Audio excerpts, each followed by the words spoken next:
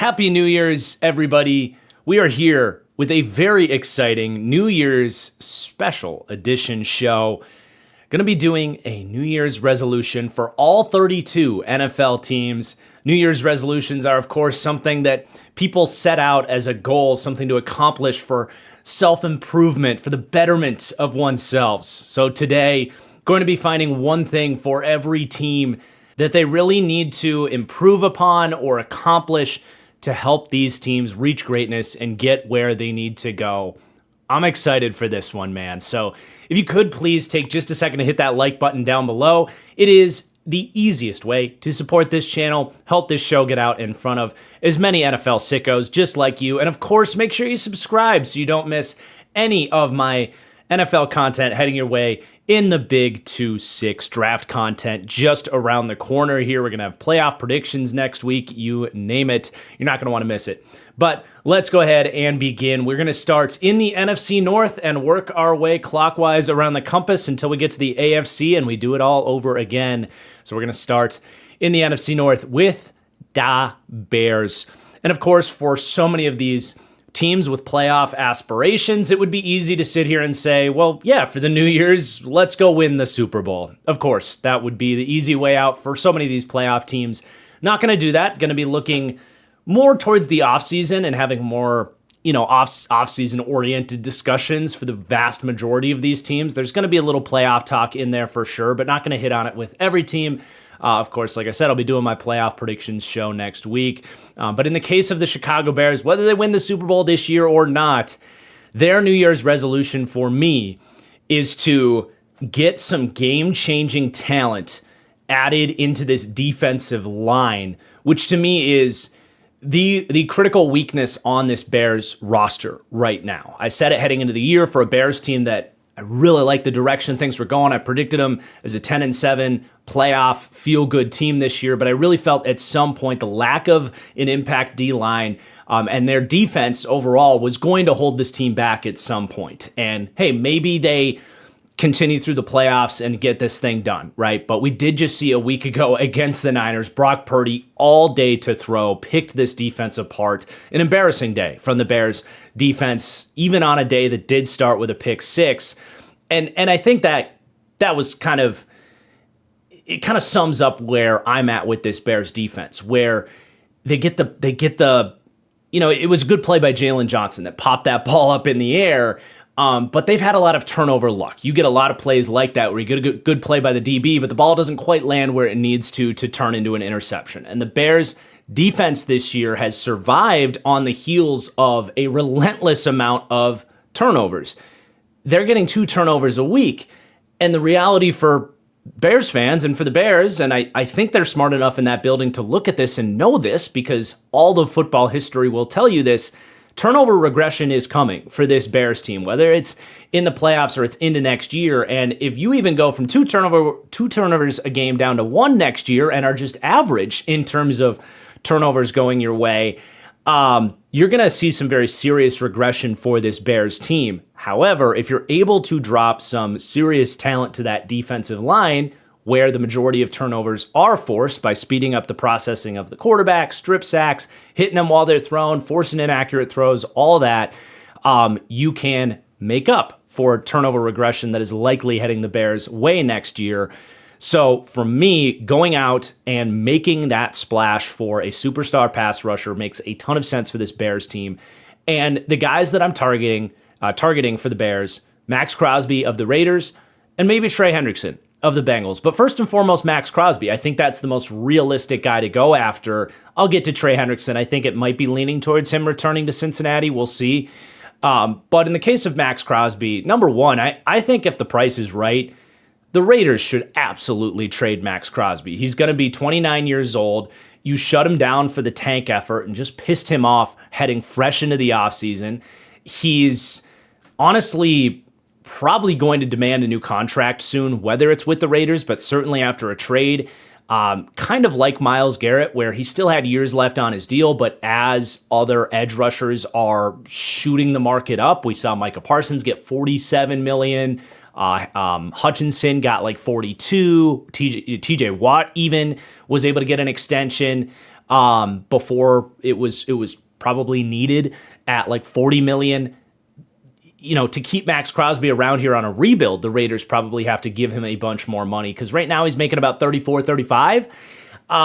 But beyond that, you look at that Raiders defense and they have him and maybe Jeremy Chin, who's on the second half, the second year of a cheap 2-year free agent deal. So Max Crosby and Jeremy Chin are the only 2 starters in that entire defense I can say with any certainty would be starters on that team next year.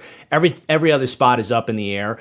You're in a complete rebuild in Las Vegas. What is a 29-year-old pass rusher truly doing for you when you can get some picks, fill out other parts of the roster, create some cap space where it might be better for the Raiders to take $35 million of cap space and turn that into 4 other starters on that defense through free agency. That might give you better results. I just think it makes so much sense for the Raiders to move Max Crosby.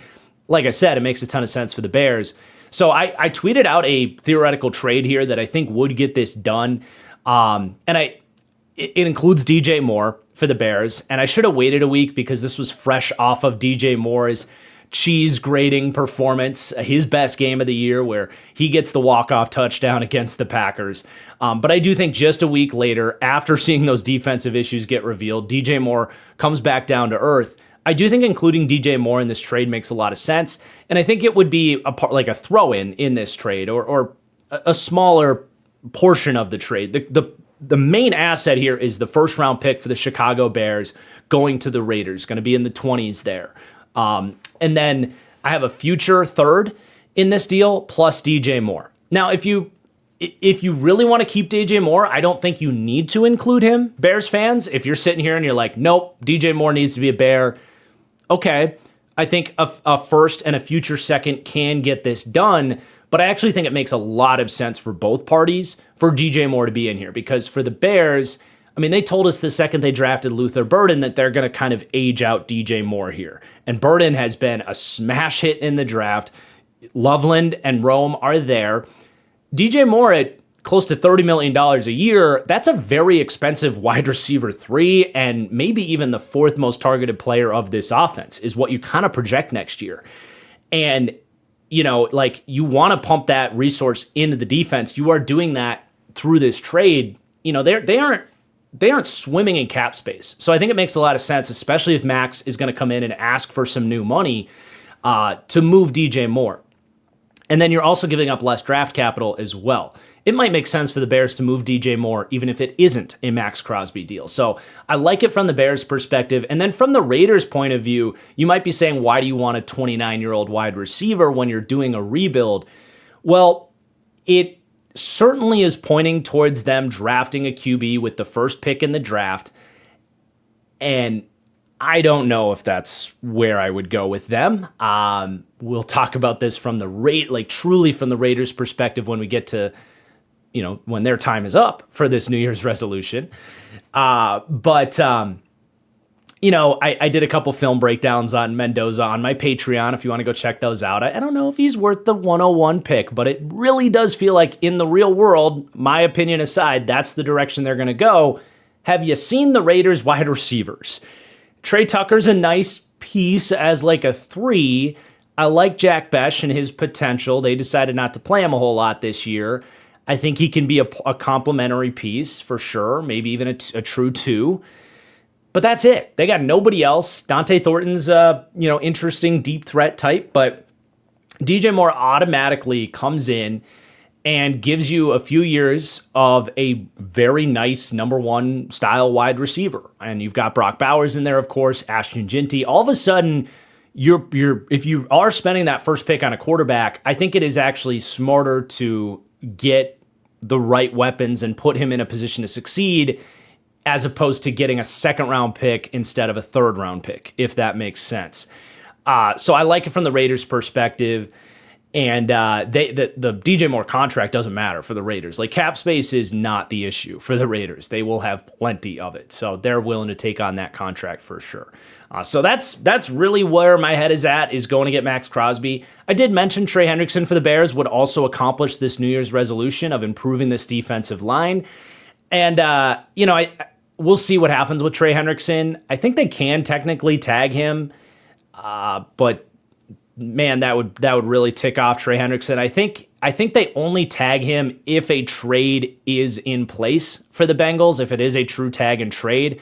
I don't think they tag Trey Hendrickson and then head into the offseason with him on the Bengals, because that would really be unfair to Trey Hendrickson, and I don't think he would. At that point, I don't think he would have anything to do with it with the Bengals. He already gave them this year on that reworked contract. So, and maybe I should have looked this up and there was a no tag clause in there, but I don't think that was the case. But it might be as simple with Trey Hendrickson as just signing him in free agency. We'll see. But there's obvious connections there with Dennis Allen was in New Orleans when they drafted Trey Hendrickson. So I like that for the Bears as well if he were to come available. So there's your Bears, improving the defensive line as your New Year's resolution. Let's go to the Green Bay Packers. And their New Year's resolution for me, there might be a few quotes and references from the movie Draft Day here in this video. This is the first of which, and it's, I want my number ones back, all of them. I want all my picks back, and I want David goddamn Putney just because I feel like it. You're out of your mind. And of course not redoing the Micah Parsons trade and getting first-round picks back, but I think it's a great reference here because the Packers are set up better than any team in the league this offseason to dominate the compensatory pick formula. For those that don't know, if you let players go in free agency, there's a tiering system based on how much they get. You are awarded draft picks back if you let guys go, and in turn, don't spend money yourself in free agency. So for Green Bay, who gave up multiple first-round picks to go get Micah Parsons, isn't really swimming in cap space anyway because of that Parsons contract that came with it. They are really positioned well to recoup major draft capital that they lost in that Parsons trade with a bunch of these guys that they can lose without it really hurting the team. Number one is Malik Willis, who is absolutely balling out right now. He might be getting up to 2 years, $50 million. That could be a third-round compensatory pick. I think at worst it'll be a fourth-round compensatory pick. I look at Rasheed Walker, their left tackle, who Green Bay has put in position some guys they like in Jordan Morgan and Anthony Belton. They trust their O-line development. Case in point, Rasheed Walker was a seventh-round pick.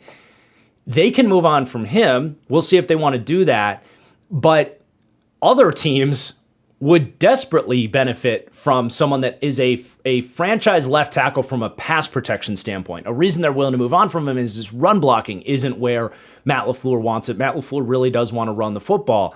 But, man, if Dan Moore gets $20 million in free agency, Rasheed Walker is going to get more than that. I think Rasheed Walker gets the Packers a third-round compensatory pick. Romeo Doubs has had an excellent year this year. There are tons of teams out there that could use a route runner that can make some really special catches into their starting group. I think Romeo Doubs at least gets something like the Darnell Mooney contract, which is about 3 years, $40 million. Probably looking at a fourth-round compensatory pick for Doubs. Quay Walker, Brian Gutekunst very well might just double down on his mistake of drafting Quay Walker and pay him anyway.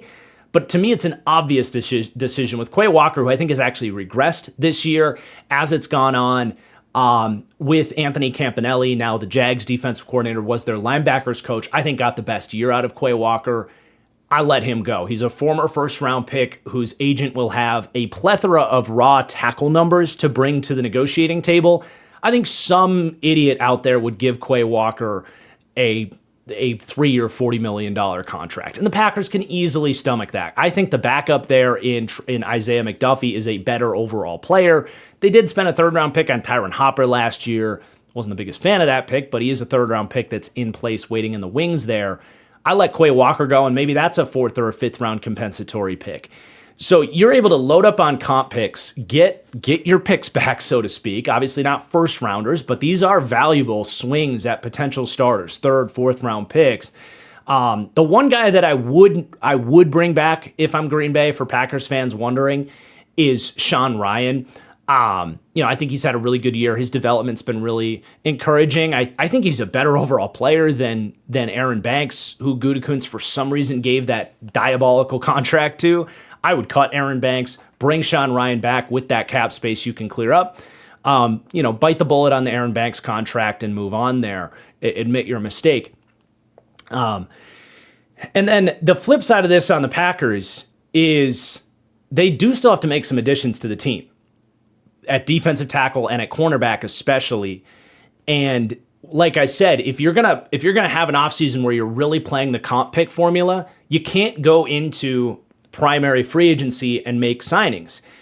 And there are other avenues you can do that don't play into the compensatory pick formula. You can make trades and you can pick up anybody who is available before free agency begins, guys that are cut or available on the street before the New Year League starts. And that will not impact your compensatory pick formula. And I see two obvious additions for Green Bay that can be your big moves without impacting the comp pick formula. So please, Brian Gutekunst, if you're listening, or if anybody can send this to Brian Gutekunst, this makes an unbelievable amount of sense to me. There's two players out there that would be relatively cheaper additions and exactly the types of players you need. I really cannot stress enough how perfect these two signings would be when you put on top all of the compensatory pick planning that this team is doing. The two names here are Christian Wilkins and Trayvon Diggs. How perfect are those two guys for this Packers team? Christian Wilkins, who got a massive contract with the Raiders. It didn't work out. He got hurt, but he's taken a full year to recover, hopefully getting him in a championship culture,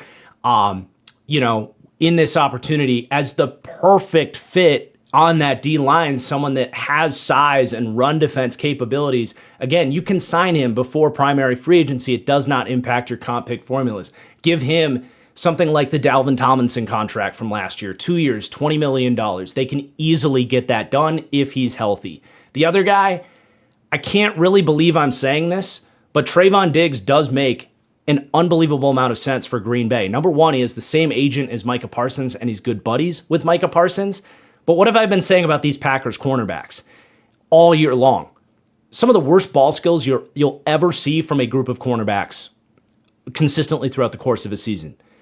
And when they had Micah Parsons, they didn't demand a lot of high coverage capabilities from their cornerbacks. They didn't. They play off zone, kind of keep your eyes on the QB, let Micah get in there, force quick throws, and then go make plays on the ball. And these corners, game after game after game, failed to do it. Look, I have been very hard on Trayvon Diggs' coverage capabilities. I don't want him playing man-to-man. Well, the Packers don't really want to play man-to-man anyway. Like I just described, they treat their corners as an extension of their safety staff. Trayvon Diggs still has the best ball skills, or at least top three. I think Derek Stingley and Travis Hunter probably have an edge on him at this point, but that is Trayvon Diggs' thing. He's a perfect fit in this Packers defense, and he would be extremely cheap on a one-year bounce-back contract. And again, would not impact their comp pick. So for me, play the comp pick game, nail this plan. It seems so obvious to me, and I can't wait to see Brian Gutekunst go, extend Quay Walker and not go in this direction whatsoever. All right, let's move on. The Minnesota Vikings. I have kind of two things written down for them for their New Year's resolution, one of which is very simply do whatever you possibly can to keep Brian Flores in this building. I think that's the most important thing for the Vikings this offseason. I just don't know where that market sits with him as a head coach candidate because of the lawsuit situations. So, if it's offering him $50 million a year to coach your defense, offer him a preposterous sum of money that I know the Will family could afford, offer him just such a stupid amount of money to be an assistant head coach that he's willing to stay here. Because again, I think that is the most important thing for this Vikings team is to keep Brian Flores. What he adds to this defense is outrageous. But I think there's a chance that they lose Brian Flores. For me, the real New Year's resolution is to head into next year with a little bit more of a plan at quarterback. And it does not need to be giving up on J.J. McCarthy, by the way. But I think if you do the same thing and bet on some end of season flashes or adequacies from JJ McCarthy. I don't think he's played particularly well in the second half of the year when the Vikings have won a lot of games, most of which on the heels of their defense. But he certainly has looked more capable, JJ McCarthy. What I want to do is put him in a position where he has to go win the starting job, and also in a spot where if a veteran beats him out, JJ can take a seat and you kind of Jordan Love him. Like, you have 3 more years of cheap control on JJ McCarthy. Just because he doesn't start for you next year, that doesn't mean you have to be giving up on him, right? Like, he's only 23 years old. Like, there can still be a development plan with him. But especially if Brian Flores is back here, I don't want to just go all in on JJ having to be the guy. I want him to earn this starting job as opposed to last year where it was handed to him. I think there's something to be said about competition breeding excellence. And I'm not saying he's not motivated, but I think it could really help to bring in a veteran who could potentially start for you on about a cheap 2-year deal or even a 1-year deal. So some of the names that I think make a ton of sense for the Vikings in this New Year's resolution, Geno Smith. I think if he gets cut from the Raiders, you bring him in on a cheap either 1 or a 2-year kind of bounce back deal. He's 36 years old. Everything in Las Vegas was a complete mess last year, but I do think this is a system he's familiar with, played it well, for the very large similarities to what he did with Seattle in a McVay style offense. And let him and McCarthy compete. It'd be like a 2-year, $20 million contract with the second year basically being a team option. Jacoby Brissett, same thing. He played very well in a similar system in Arizona. The same thing applies. He's not the long-term option, but maybe he beats out JJ McCarthy. Maybe JJ beats him out, and that's great. Mac Jones, is it, trading? I wouldn't go as high as a third for Mac Jones. I think he was elevated in San Francisco. I don't know that the Niners would take any less than a third, so this one's a little bit less realistic. Like, if I'm the Niners, like, he's the best backup in the league on a cheap deal, I don't know that the Niners are really rushing to the table to trade him unless it is a price they can't say no to, and it would have to probably be a third rounder for the Vikings. I just don't know if I would do that with some of these other options out there. Like, I'd rather just sign Geno or Jacoby than go to Mac Jones, who does have his physical limitations. The last name here is Jimmy Garoppolo. I know Jimmy Garoppolo kind of isn't the hottest name out there, but has been learning this. I mean, he's been playing this system since his Niners days, but also has been with the Rams. I don't hate the idea of going to make a play for Jimmy Garoppolo. So something like that, I think makes a ton of sense for the Vikings. Not some major splash. You're not giving up on J.J. McCarthy, but positioning yourself much better to just have good quarterback play next year. And then our last team in the NFC North, the Detroit Lions. And this is a reiterated take for me. Sorry for kind of beating a dead horse here, but when the take I've had is so applicable to this video, I don't want to just not use it, even if people have heard me say this before, and some people haven't heard this take from me on wherever else you can get my content. But for the Detroit Lions, they are in desperate need, in my opinion, of in the offseason, look themselves in the mirror, and they have to change something about their defensive identity. They really do play a scheme and an identity on defense that mirrors the kneecap-biting mindset of Dan Campbell. It's a unique system that very few run and very few can pull off, and that's why very few people run it. They run a press, man, cover one, aggressive system that honestly has just been getting cooked the last couple years. And yes, Lions fans will point to some of the injuries in the secondary, and of course that plays a factor and probably makes this look even worse than it would. But man, if you're going to play this system, you need 3 excellent corners, you need an excellent pass rush, and honestly, this is more of a boom or bust style defense, which is not what the Lions need. The Lions, of all teams, should be able to come out in one of these zone-heavy kind of split safety, quarter-style defenses, play that bend, don't break, top-down style defense, limit explosive plays, keep your offense fresh and limit the score to 24, 25 points is realistically all the Lions need to hold opponents to if they want to win. They don't need this boom or bust style defense that they run right now. But now that they aren't swimming in cap space, they've paid all these guys, whether it's Goff, St. Brown, Gibbs is going to be very expensive here. I would think this offseason he gets that extension. Jamison Williams has been paid. Aiden Hutchinson's been paid. Your safety's been paid. And you're obviously this year things went south. You're going to be picking in the middle of the draft, but you're going to be consistently picking in the 20s. It's not realistic to build a defense that can run the system that they really want to run. It's not, because the cornerbacks that can play great press man coverage go very high in the draft. The steepest fall for one of these guys I can think of was unimaginable, and that was Christian Gonzalez falling to 18, right? Who the Lions could have drafted, by the way, but hey, Campbell's a great linebacker, so can't bang on him too much for it, but if you want to run this system, it might be more important to prioritize the premium cornerback talent that somehow falls to you. I don't know, just thinking back a little bit. But what I'm saying is it's just not very realistic that they're going to be able to live in this scheme, in this world. And I don't think Kelvin Shepherd is honestly the right coach to adjust here. He's a very young defensive coordinator. I can remember him playing in the NFL not that long ago. He's come up in this Lions infrastructure. All he really knows is Aaron Glenn's bump and run man defense. And honestly, I don't think Aaron Glenn was very good at adjusting either, and hasn't been with the Jets.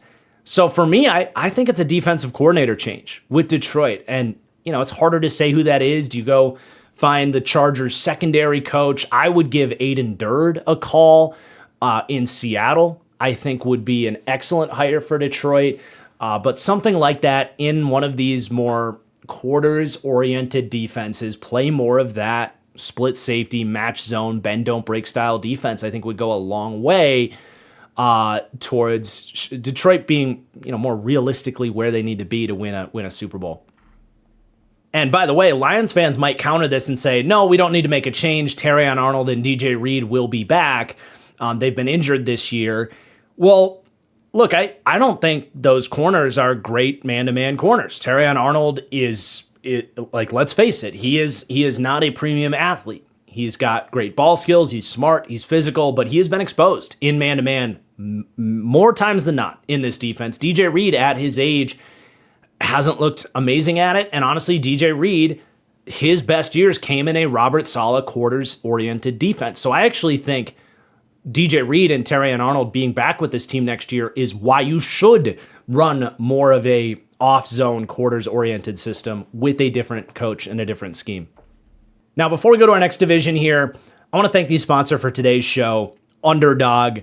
You guys, we are approaching, low-key, my favorite week of anything fantasy football related. I'm not even kidding. It's a very underrated platform there on Underdog, Playoff Best Ball, where, number one, all of our fantasy league seasons just ended. You can go in there and scratch that itch to get a new fantasy team, do that draft, and compete for a shot at winning money. But on top of that, you are putting your NFL knowledge to the test, where you don't just have to draft the best players, you are drafting players that will then advance in the playoffs. It is a really, really fun format, and in those playoff best ball competitions, you get a chance at some very serious cash prizes. So don't sleep on playoff best ball. They do, of course, have pick'em contests for not just NFL, but any sport, you name it. It's a great way with some of these crappy, meaningless games coming up this weekend. It's a great way to string some lineups together and keep you a little bit more interested. Maybe there's a 4-string wide receiver that's getting some playing time that you like and want to see who's going to, put up some numbers this week. Maybe Matthew Golden can get some targets this week. Packers, please. I don't know, but Underdog is my home for all of that good stuff and has been an excellent partner to work with. And right now, if you sign up using code TFG, they will give you a bonus match up to $75 when you play just $5. That is plenty of best ball, playoff best ball lineups for those wondering. So that's code TFG at Underdog. And let's get back to the show. All right, working around the compass here, we've got the NFC East. So for the Philadelphia Eagles, their New Year's resolution for me is to figure out this offensive identity crisis. And I do think that begins with moving on from Kevin Patullo as offensive coordinator. They have a lot of things going on in that building, but at the end of the day, I just don't think he's cut out for the job and has not been a good hire by Nick Sirianni, who, again, I kind of wonder why he's there to begin with, because he's supposed to be the offensive mind here. But I would go and find someone that can figure out a better balance with this offense, because clearly they have had some just internal struggles to find it. And look, what I say about this, it's always going to irk Eagles fans. Jalen Hurts is a very specific skill set, a limited skill set in many ways that you do have to, ride a thinner line of scheming to find the right balance. And I think some of their previous coordinators, whether it was Steichen or whether it was Kellen Moore last year, have been able to find it. They've struggled more so this year. And there is a reason some of their game plans do seem so simplistic, and they just kind of abort some of these games and just run the ball and punt and trust their defense some of these games. There's a philosophy behind it that the more they lean towards putting a detailed passing game on Jalen Hurts' plate, the more prone they're going to be to mistakes and ugliness from the offense. But there's a margin there, right? You don't want to go full conservative and just lack scheming potential at all, right? Like I said, some of these previous coordinators have found that perfect middle ground where you're able to still have an effective passing game with Jalen Hurts and an effective running game. Someone that comes to my mind that would be a really good hire for the Eagles. And man, a lot of familiarity there. Brian Daboll as the offensive coordinator for the Philadelphia Eagles could be electric. Honestly, man. It didn't hit me until I put these notes together, but Brian Daboll reunited with Saquon Barkley, by the way, who has done some really special stuff with Saquon. Daboll's scheme is built for Jalen Hurts. It is a lot of shotgun-oriented stuff, a very creative QB-designed run game, and then schemes to get guys open over the middle of the field. And I do think with his experience working with Josh Allen, with Jackson Dart, even if Jalen Hurts is very streaky at throwing balls to the middle of the field, that is what has really been missing from their offense. Brian Daboll is the guy with his leveled deep mesh concepts, the different things he's done in his schemes to create easier looks over the middle of the field. He is perfect. And I do think Brian Daboll, with what he's shown with like Malik Neighbors, is going to be very good at getting A.J. Brown involved in his targets on the perimeter and being creative with these guys. To me, Brian Daboll as the offensive coordinator for the Philadelphia Eagles is my number one priority as a New Year's resolution for Philadelphia. All right, the Washington Commanders. This is kind of like the Lions. This is a take I have been very repetitive with at this point, which makes sense because the second half of this Commander season has been just like, a broken record, just waiting to get to this offseason. But I'll reiterate it one more time. I mean, the Commanders' New Year's resolution couldn't be any more straightforward and obvious. It's create a youth movement with this roster. They obviously made a mistake betting on their results from last year. Even if Jaden was able to stay healthy, you're still talking about a 500 football team, in my opinion. They had too many issues with the defense, especially, to overcome this. But they stacked this roster with way too many old and slow guys and expensive old and slow guys. Not terribly expensive, but, any 30-plus year old vet is going to be cheaper than day 2, day 3 draft picks. I'm letting all these guys go if I'm Washington. Deebo Samuel, Bobby Wagner, thank you for your services, but it's time. He is a black hole in the middle of that defense. He cannot move out there. He's a great tackler between the tackles, but just way too limited, way too easy to expose for smart coordinators. Frankie Louvu did not have a good year this year. It's time to move on from Louvu. Marshawn Lattimore, goodbye. Zach Ertz, I'm sorry about the ACL tear. He might retire anyway, but I'm not rolling forward with another year of Zach Ertz. It's time to see what Ben Sinnott can do in that spot. Von Miller as well. Maybe I bring back Jacob Martin just because I think he's had a good year and he's not going to be terribly expensive, but that's about it. I mean, I am letting all these guys go, and it's to open the door for young players to come in. Now, that comes with a second part of this plan. You can't just let them go and put a bunch of undrafted free agents in those spots. Right now, the Commanders have 6 picks this year. They don't have a second and they don't have a 4th round pick. My ultimate goal, this is really where the New Year's resolution comes in for Washington. We rattled off there about 6 names. Now, yeah, they have 6 picks, but not all 6 of those guys are going to stay healthy or be good draft hits. My goal is to make 10 picks in this draft. That's the number I'm aiming for. And I'm trying to model the Rams, I think, 2022 offseason when Aaron Donald retired and they just loaded up. I think they made like 14 draft picks. And they were able to find key contributors down the board just with the kind of dart throw philosophy of the draft. Expecting to get hits with 6 picks is much harder than 10. So for me, you got to find a way to make 10 picks in this draft. And that's going to include trading down, probably from the first round if you can, but it's just going to take a lot of phone calls and making it happen. And I think it also involves maybe trading a veteran or 2 away. I think the number one guy that makes sense would be Daron Payne, who he's had a decent year, but I think you're okay to move on from him. You could probably get a 3rd round pick, or maybe you are swinging for like a package of a 4th and a 6th or something like that. I also think Dorrance Armstrong would have a market if you want to move him. You know, that's up in the air.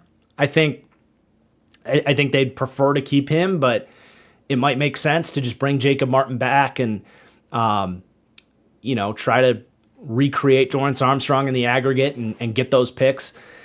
But yeah, I think you're probably trading away a veteran and trading down in the draft, load up on 10 picks, throw a bunch of darts. And obviously you don't want to just throw guys out there no matter what. You want these to be smart picks. You want them to be competitive rookies that earn opportunities, but make those opportunities a lot easier to earn for these guys. And then you can come out of next year, hopefully like the Rams did in 2022, where you find Puka Nacua, you find Kobe Turner and some other, I think it was actually a different draft. I think it was like Kobe Durant and, oh my God, Quentin Lake. I can't remember if Kobe Turner was in that draft or not, but you want to walk out of this with like, okay, we have now found hopefully 4 or 5 young starters that we can move forward with. And then 2027 can be more of and you're also clearing up a bunch of cap space and wiggle room in that sense. 2027, you can head in with all your picks, with cap space, still Jaden with cheap control for a couple of years. You can really go for another push on the back end of of Jaden's rookie contract before he does get that big extension. So that is the Commanders' New Year's resolution, is a youth movement. All right, the New York Giants. I did write down as a sub plan here for them, send Jackson Dart with the New York Yankees down to Florida for Yankees training camp and have him do slide clinic. There's no way around it. He has got he's got to stop taking these hits. Like, you just can't argue it. He has got to start sliding or he's going to be out of the league in 3 years. Giants fans aren't going to want to hear it, but it's true. So that's a little side plan, but I mean, their main focus for what they got to do this offseason centers around the head coach, right? And for me, I agree with Daniel Jeremiah tweeted out that the Giants are probably the most appealing landing spot. You have kind of this storied franchise. You have this incredible D-line talent base. They have playmakers with Malik Neighbors and Scadaboo coming back. You've got Jackson Dart looks very promising as a young quarterback. You have a top 5 draft pick. I agree that this is probably the number 1 spot. So go get the best coach candidates. And even if this year's hiring cycle isn't last year or even the year before that, there's no Ben Johnson. or anything like that. There's no premium elite offensive mind getting brought to the table here. There are elite defensive minds out there that I do still think are A-plus head coaching candidates. They are defensive-minded head coaches, which comes with the caveat always of like, as soon as you find a good offensive coordinator, you're subject to lose him. Like, that's no doubt, but that doesn't mean you shouldn't go after the best head coach candidate if you're the Giants. And I look at both Jesse Minter and Chris Shula, and those guys are A-plus head coach candidates to me. What they've done with their respective defenses is unbelievable, man. I mean, Jesse Minter especially, I don't think their defense has reached the heights at times that the Rams defense has, but they've been remarkably consistent with really, subpar roster talent with the Chargers. Like bottom 12 roster talent, and they've been consistently between the 10th and 16th best defense in the league to me with Jesse Minter. So I think Jesse Minter now with this defensive line could really cook. And then Chris Shula as well. I mean, we know he can cook with a deep group of defensive linemen with a bunch of different skill sets. For me, Chris Shula would be priority number one. I put him over Jesse Minter, but I would really make a strong play to get either of these guys. And I could see that leading to similar results to what we saw in Seattle, where we knew they had talent on that defense, but they really underachieved under the Pete Carroll complex. And they go get Mike Macdonald, who I think is probably, if I had to rank those three names, Macdonald, Minter, and Shula, I would say Macdonald is at the top of that list, but I don't think Chris Shula is too far behind it. You also have the kind of he's Don Shula's grandson. Like, there's something in those blood, in the blood there, in the genes. And then Jesse Minter would be third there, but I could see similar results where you do end up with this just hive mind of a defense that is dominant week in, week out. And yes, you're subject to lose your offensive coordinator, but there's guys out there that could potentially, another alternative here is you go with the defensive head coach. And honestly, I know Giants fans aren't a huge fan of Mike Kafka, never really have been, and I tweeted this out, the idea of keeping Mike Kafka, and Giants fans were not a fan of it. I think if nothing else, just for a year, not to rock the boat with Jackson Dart, I would probably just roll forward with Kafka for a year, let him get Neighbors and Scattaboo back. Andrew Thomas has been out, this recent week as well.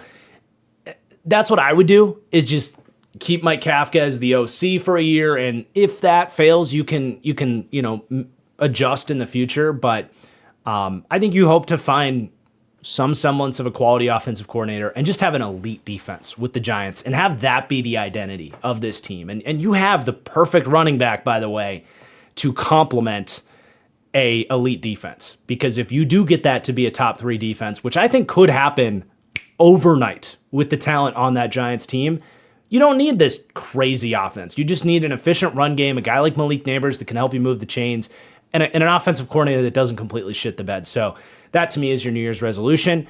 Go get either Chris Shula or Jesse Minter. All right, the Dallas Cowboys up next. I wrote down for them for their New Year's resolution, take care of George Pickens ASAP. Don't let this thing drag on. Don't let this turn into a franchise tag and off-season drama, and you get to camp and he's not reporting, and, there's all this crap. Like, number one, I don't want that.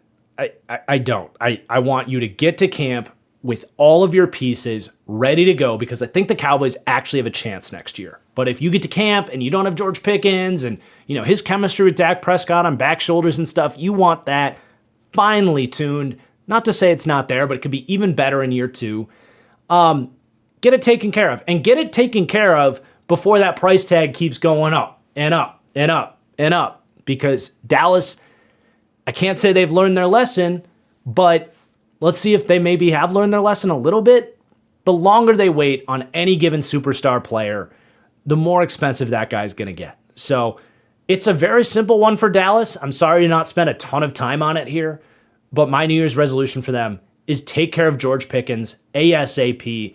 Take care of him today for all I care. Get that extension taken care of. It has been a remarkable move to go get him, and he completes that offense. him and CeeDee Lamb are the perfect duo. Pickens and his skill set with Dak, it's like a better version of Michael Gallup and something similar to what Des Bryant was with Dak early on. Those back shoulders, those throws that Dak loves. It's a match made in heaven. Just get it done. I don't want to see drama this offseason. I mean, Jerry might, but that's what I'm looking for Dallas. All right, let's go to the NFC South. And we're going to start with the Carolina Panthers. My New Year's resolution for them is actually more focused on the rest of this season, not so much the offseason. And for me with Carolina, as it is now into the new year, their game on Saturday, take that next step, stand up, get off the kids' table, and walk over to the adults' table. And what I mean by that is beat the Bucs, go into the playoffs on your own terms. And, no one's expecting them to win a playoff game. No one expected they would get to the playoffs. It's not about that. It is about heading into this offseason feeling like you have graduated from that cluster of Jets and Browns and Raiders. Like, sorry to disrespect those teams, but feel like you've graduated from that at least into a next category of teams that you can feel like, hey, they accomplished a lot of stuff. They have a winning culture. It's real. The confidence in that locker room where you head in, like, if we make the right improvements, if we put in that extra rep in the gym and that extra hour in the film room, that will build to actual, like, contention for this team. I think beating Tampa, being the clear best team in this division coming out of the year, as opposed to losing to Tampa and getting potentially bailed out by the Falcons, and you walk ass backwards into the playoffs with an 8-9 record, I don't think that creates confidence in the locker room, especially if you get your ass kicked in the playoffs. Now, I will say, as an alternative to graduating from the kids' table and sitting at the adults' table in this NFL, if you do get your hand held by the Falcons and you find your way into the playoffs after losing to the Bucs, they have a moment for redemption as well to pull the upset. You get a home game in Charlotte. They did beat the Rams in Charlotte once. It might be them. It might be the Niners, who they lost to. But I think the Niners are a team they could beat in Carolina. I'll just leave it at that. They have an alternative route to accomplish their New Year's resolution. But for me, it's just beat the Bucs on Saturday. Just do it. Bryce, play a good game, have a good game plan, play hard on defense, get it done. That's what I want for them as their New Year's resolution. I think from a front office team building perspective, they've done a lot of good stuff, and they'll continue to do their thing this offseason to try to make the right moves. But then we have Tampa Bay, and they're an interesting one because the direction they go in the new year is going to be contingent on, I think, how the next couple of weeks go, because there's a path where this gets ugly, whether they lose to Tampa or, they lose to Carolina, or they could still miss the playoffs in that Atlanta beating New Orleans scenario. I think if they miss the playoffs, you got to have some real conversations about moving on from Todd Bowles. Now, early reports are they don't want to do that. I mean, that's all good and well. We'll see if the vibes of them miss the playoffs bring that same decision.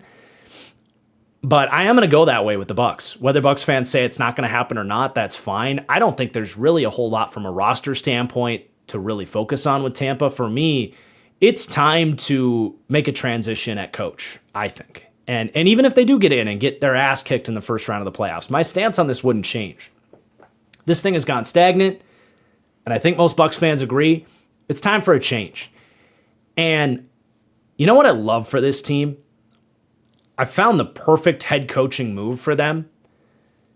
I don't know that it happens, but Brian Flores as your head coach, returning to the state of Florida in a blitz-happy 3-4 system that's been built for Todd Bowles' defense. There's a lot of pieces in that defense that would work in a Flores defense. And then, ideally, yeah, you would go get a great offensive coach. And I like Clint Kubiak as an option for them too, because that's a similar system. That could be a good path for them as well. But I think Flores gets that defense to be an elite defense next year. I just think you're upgrading. I think you're upgrading everything from head coach capabilities. I think Flores is better from a leadership standpoint than Todd Bowles. I don't think that post-game press conference where he dropped like 20 F-bombs and just threw all of his players under the bus, I don't think it was a great look for Todd Bowles. I don't. I think players love Flores, and as long as you have the right toughness in your building, teams will rally, the team will rally behind you. And I think that was evident in Miami, even if the Tua of it all and some players, complained about it being this kind of old school tough culture. Tough shit. Sorry you live in Miami and all you want to do is hang out on the beach. Like, this is the NFL. Like, deal with it. I think Flores is better from a culture building perspective than Todd Bowles. Not that Bowles is necessarily all that bad at it. But from a defensive scheming perspective, there's no doubt. I mean, Bowles is a good defensive coach. I think he could land on his feet as a good defensive coordinator for someone out there, but he's just not on the level of Flores, and I don't think that needs to really be explained. But I love him as a fit in Tampa. I can just picture it. And then I love Grant Udinski as the offensive coordinator hire. Now, this is a name you would probably lose. It's becoming a tale as old as time in Tampa Bay. And maybe you do want to just run it back with Grizzard, who's, I think, largely been fine. I think their mistakes have mostly come from Baker just shitting the bed, honestly. But if you do want to make a change at offensive coordinator, Grant Udinski, by the way, just went to work for Liam Cohen. So it's the same system that Baker had his best year last year with Liam Cohen. And there's also a connection there. Grant Udinski was in Minnesota with Flores before Udinski went down to Jacksonville. So that feels like a really nice pairing. And of course, if you lose Udinski in a year, that stinks. But I could see the Bucs with Flores and Udinski making some real noise next year with an actual premium defense and getting that offense kind of tighten things up a little bit. All right, the New Orleans Saints. Their New Year's resolution for me is to complete the Mickey Loomis redemption arc and continue what I think has been a very good plan for the last 365 days. So you look back at last offseason, the Tyler Shuck pick has been a slam dunk, especially when you look at the fact that this year's QB class is even worse than last year's, honestly, is what it's kind of shaping up to be. We'll see if these guys get to the league and that ages that way, but you take Shuck, it's a slam dunk. You build up the O-line, you nail the head coach hire. They didn't spend a bunch of money, right? Like the Chase Young contract was very smart. He has well exceeded that, and it was smart because he played well last year, but Chase Young can be a contributor for the 2027 New Orleans Saints. It wasn't like some older free agent, right? He was still, 25 years old when they brought him in. The one piece they really paid was Justin Reed, but he's a good player. And it's not like, considering where the safety market is at, I joked about it at first because I was like, oh, Mickey Loomis couldn't help himself, but there's nothing wrong with making one free agent signing. It's a safety getting a $3 or $30 million a year deal. I think with time to I'll hold my hand up and say at first, I kind of laughed at it because it was just funny. I was like, the Saints, negative cap space and all, they just can't help themselves but make one free agent signing. But looking back on it, it's like, that actually did make some sense. Because that secondary's been a relative strength of that team, and if not just a downright strength. And again, there's nothing about that contract that's like crippling them in any way whatsoever. So everything about last offseason has been a complete slam dunk. And then I think to complete this redemption arc, because Mickey Loomis and his kind of approval rating was down bad before last offseason, rightfully so.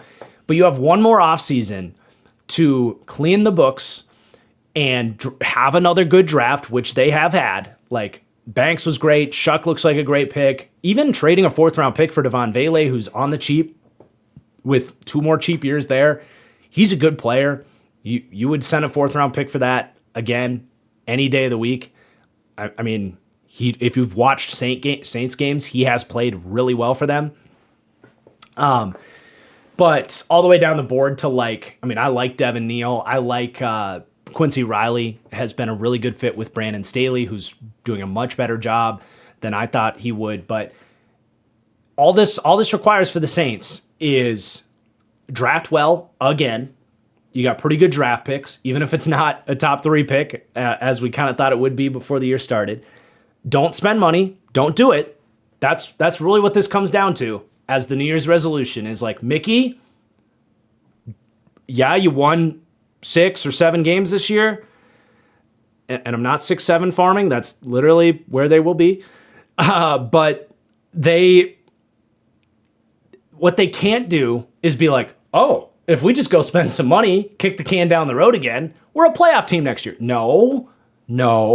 Slow down, Mickey. You got one more year of this process. So don't cave. Complete this redemption arc, because I looked at it, according to Spotrac, and maybe this isn't accurate, and this is where I'd be really surprised if they did spend money this year, because according to Spotrac, they have $90 million in dead cap for 2026.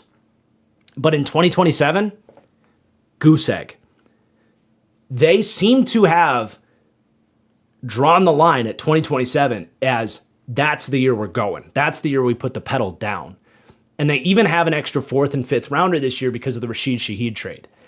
So for me, the Saints' New Year's resolution, don't bite the cheese. Don't do what the Commanders did. I mean, we got a fun rookie quarterback. We were better than we thought we would. Let's go for it. No. Be realistic. Yeah, you've won some games this year. It's been, let's be honest, against some really bad competition. Have one more transition year and then go for it in 2027, and you will complete the Mickey Loomis redemption arc. All right, the Atlanta Falcons, fun team to talk about here for their New Year's resolution. I cannot believe I'm saying this based on where I was at with this team about a month ago, but let's run it back. That's my New Year's resolution for the Falcons. And it's been a roller coaster, man. I came in hating on Raheem Morris. At first, that looked like a bad take. The Falcons looked good. And then things tank. They fall off a cliff, and I'm like, yep, see, coach is a fraud, GM's a fraud, this thing's a mess. And then right after that, things start to tick back up. They get some quarterback competency from Kirk Cousins. Kyle Pitts reemerges. The defense under Raheem Morris is playing much better. Honestly, man, when you look at this thing, and a month ago, it's the not for long league, right? Things have changed very quickly in a month processing this thing. And I could just hold my hand up and say I was wrong a month ago to say, blow it all up, fire the GM, fire the coach. Whether I was right or wrong, my opinion on it has changed. I think for Atlanta, you run it back, because with each pillar, GM, coach, and quarterback, I just don't know that at this point in time it makes sense to move on from any of them or rock the boat with any of them. Starting with the coach, I think what this defense has done down the stretch, what they did the Rams this week, you see these young edge rushers playing well, the secondary playing well. AJ Terrell was spectacular. They've run more man coverage this year. I like that. Let's just let Raheem Morris have another year. Like I've said, this isn't the best hiring cycle unless you're getting Chris Shula or Jesse Minner. I'm comfortable just saying we'll give Raheem a one hot seat year, especially when the rest of these guys that we'll get to, GM and quarterback, are going to get one more year. It's going to be a full hot seat year for this entire core infrastructure of coach, QB, and GM. But I'm okay saying, let's see if next year's hiring cycle is a little bit better, maybe with some better, more prominent offensive minds. So I'm bringing the coach back. At quarterback, it's settled down with Kirk playing better now. It has really settled down in this beautiful, twisted fantasy where Kirk Cousins and Michael Penix are perfect for each other in the year 2026. The Falcons don't really save money from moving on from Kirk anyway. Maybe a little bit, but Kirk is showing that he can play, especially in an indoor stadium in Atlanta, a division that has, either good weather opponents or you're playing in a dome. Like, great. But Kirk back for another year with Michael Penix, plenty of time to rest, recover, and then eventually, hopefully, compete and take Kirk Cousins' job. But if that doesn't happen, you just go through the year with Kirk and you head into, and this thing doesn't work out next year and you head into the next offseason with a first-round pick, by the way. That's a whole nother thing, is like, why move on now when you don't have a first-round pick anyway? Just let this thing play out. If Penix becomes a franchise quarterback, great. If it's clear he's not, great. You move on and go on to a new era. And then from a GM point of view, look, we just did the GM rankings. I've been over this in the past. Terry Fontenot's track record has been rough, man. However, number one, Kyle Pitts is starting to play better. I think you bring Kyle Pitts back. I wouldn't be surprised if he gets franchise tagged. But, that was a Terry Fontenot pick, right? But more importantly, you don't have a first-round pick anyway. Always going to be less of a sell to a new GM to come in when you don't have a first-round pick. But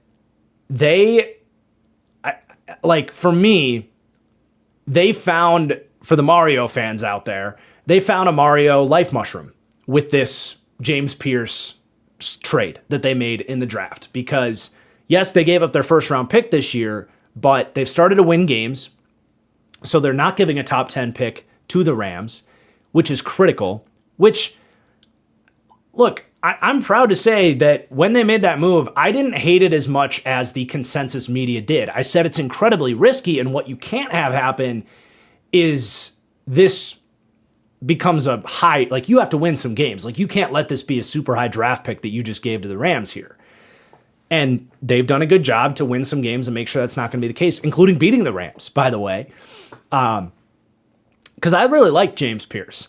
And I think you look at it now, if they had the 16th pick in the draft and James Pierce is there, you take him with the 16th pick in the draft every day of the week, only you got him a year earlier, and you got it to kickstart his NFL development a year earlier.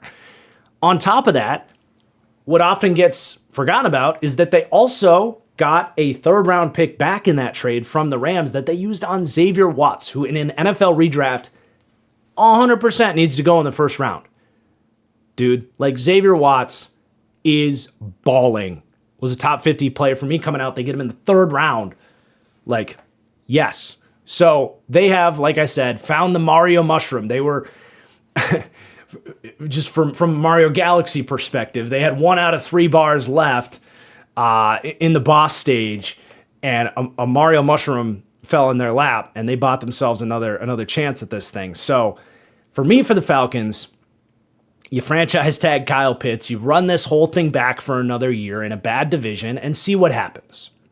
It just makes the utmost of sense at this point in time, and it's crazy how much that's changed in a month. And again, maybe I was wrong a month ago when I said you need to blow this thing up, but that's my New Year's resolution. Run it back for Atlanta. All right, I'm going to take a quick break, and then we'll come back with the NFC West.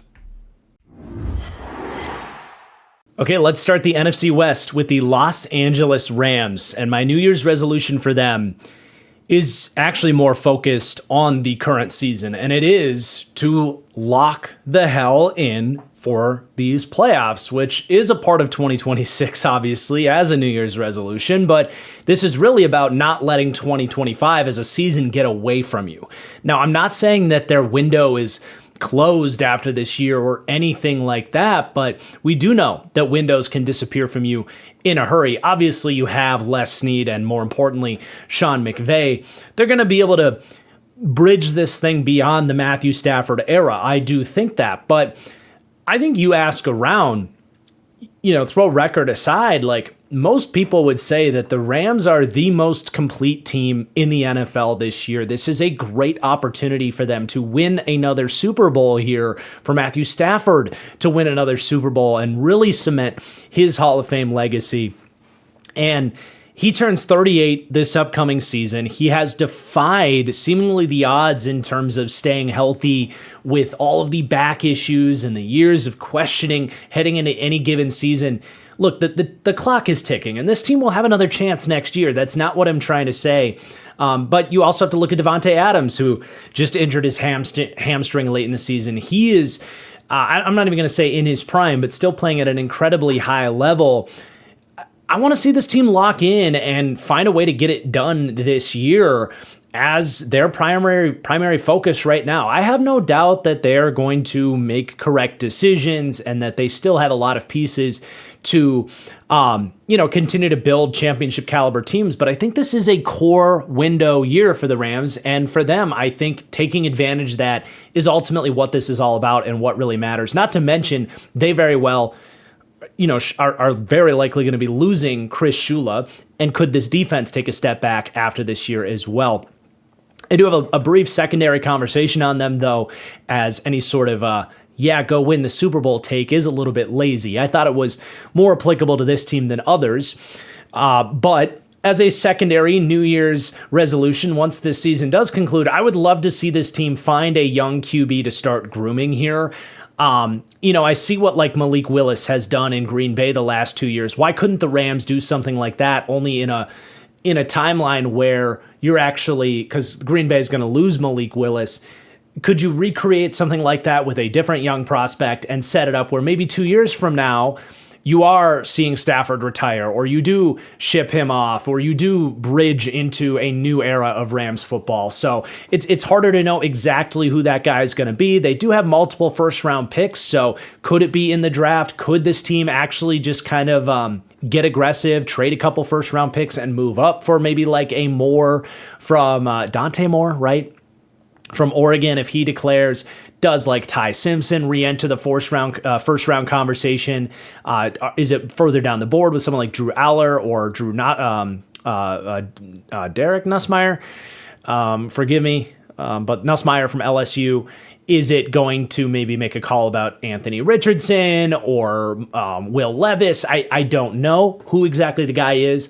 And again, whatever move you make here, it doesn't need to be the future, like the for sure future of the Rams, but get someone in that infrastructure developing and ready to go for a couple of years from now. That's another little offseason thing that I would really love to see this team put a little bit more of an emphasis on, instead of like, Jimmy Garoppolo's the backup. Even like Trey Lance, another guy I would love to see maybe sign here. All right, let's move on to the Seattle Seahawks. For me, for them, it's retain Clint Kubiak at all costs, and that's not going to be easy to do. We know young, offensive-minded gurus are in high demand in today's NFL.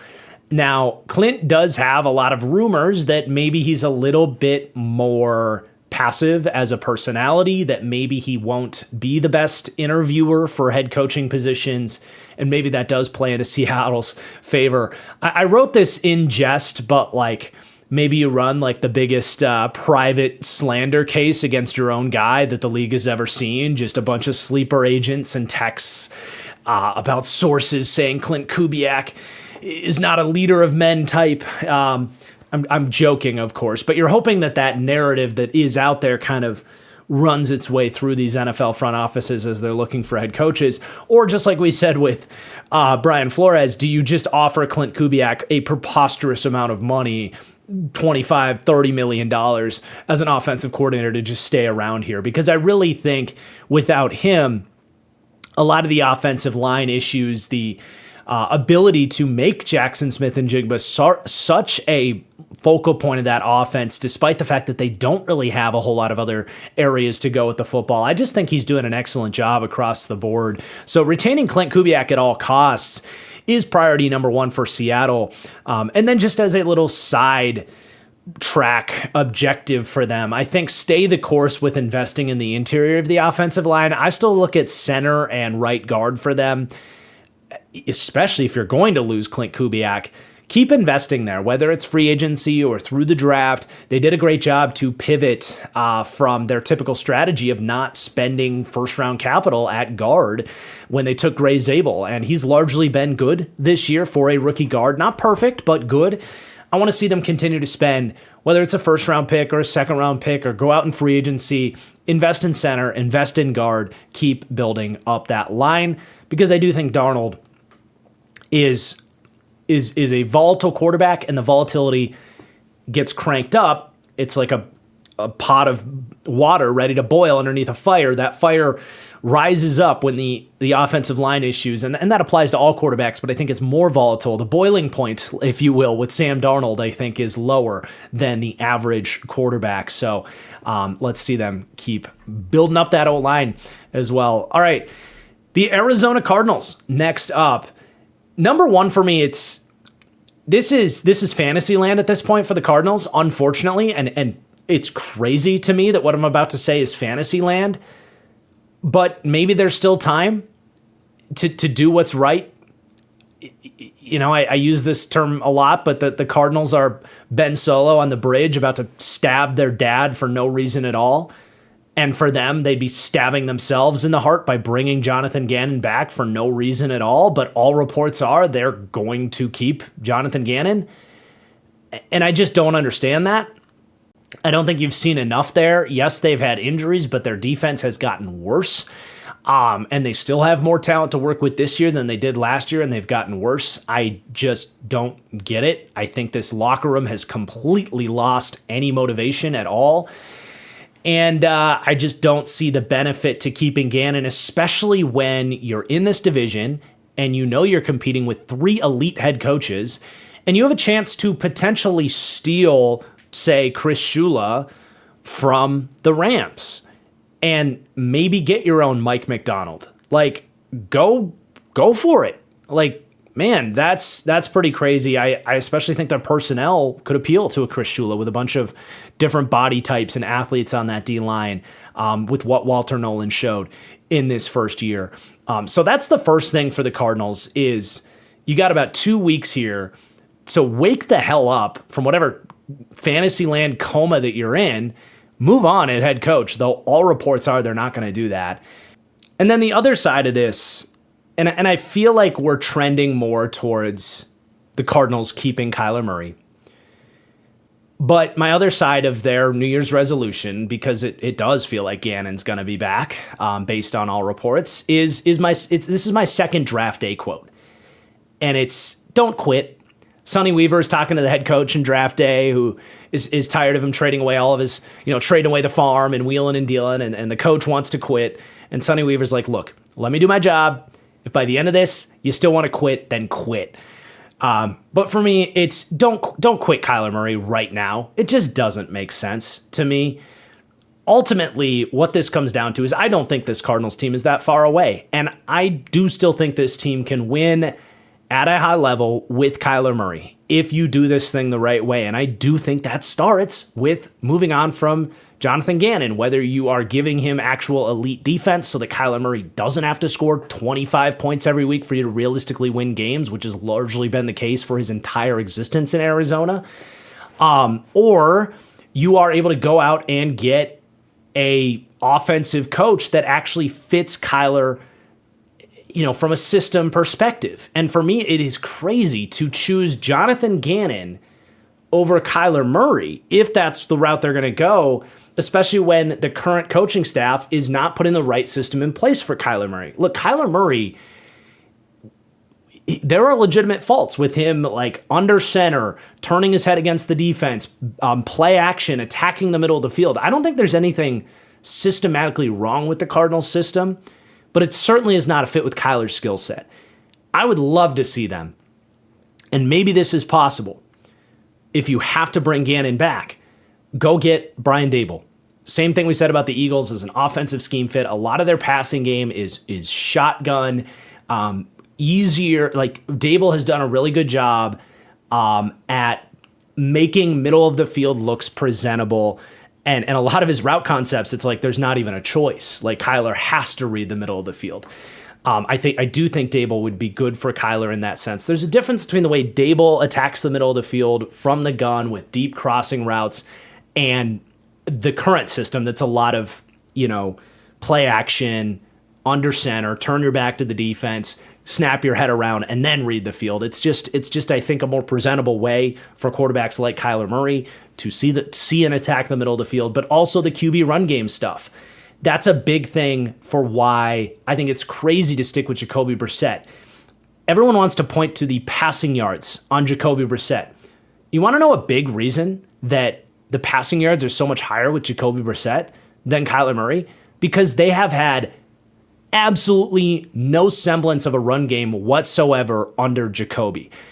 Under Kyler Murray, they do. And yes, the running backs are hurt, but it's so much more than that. What Kyler does is a design runner. He was the most efficient QB designed runner in the NFL last year in terms of yards per attempt in designed runs. It opens things up and has made up for a lot of flaws with a very bad offensive line in Arizona. So whether you keep Gannon or not, I really think riding it out at least one more year with Kyler Murray, because what is the damn alternative? Are you really going to go another year of Jacoby Brissett, who has not won a game as the Cardinals quarterback yet? That's really the plan here? Or won. Sorry. He beat the Dallas Cowboys defense. Forgive me. That's it, though. I mean, it's so clear that the run game and in game-winning situations, when they have to get in a drop-back passing game and there's a 3rd and 10 and they need to have it, Jacoby either can't create or he's throwing the ball short of the sticks, or you get down in the red zone and you lose that mobility aspect. Jacoby is what he is. There are teams, I think, that would line up to get Kyler Murray, and if you trade him off, I fear the type of purgatory that you are inviting to the organization with this. And I know I'm kind of on an island as the Kyler Murray defender out here, but for me, it just does not make sense. I don't think this team is that far away, especially if you make the right move at head coach and put the right system around Kyler Murray. See what this thing looks like again with Marvin Harrison healthy. I don't really get a whole lot of the noise coming out of Arizona, both in terms of keeping the head coach and trading Kyler Murray. But I do think in recent weeks, as Jacoby continues to not win games here, I think we're getting closer to Kyler returning here. But we'll see. And I know that Cardinals fans are split as well, so you guys will just definitely have to let me know. But I guess my New Year's resolution on Arizona is don't quit Kyler Murray, and ideally get a new head coach. All right, the San Francisco 49ers, our last team in the NFC here. I think that for the Niners, obviously, like getting guys back healthy, you were kind of in a transition year this year anyway. You've been in a bit of a youth movement yourself the last couple of years. I think they're on track for this next window that they're trying to build towards.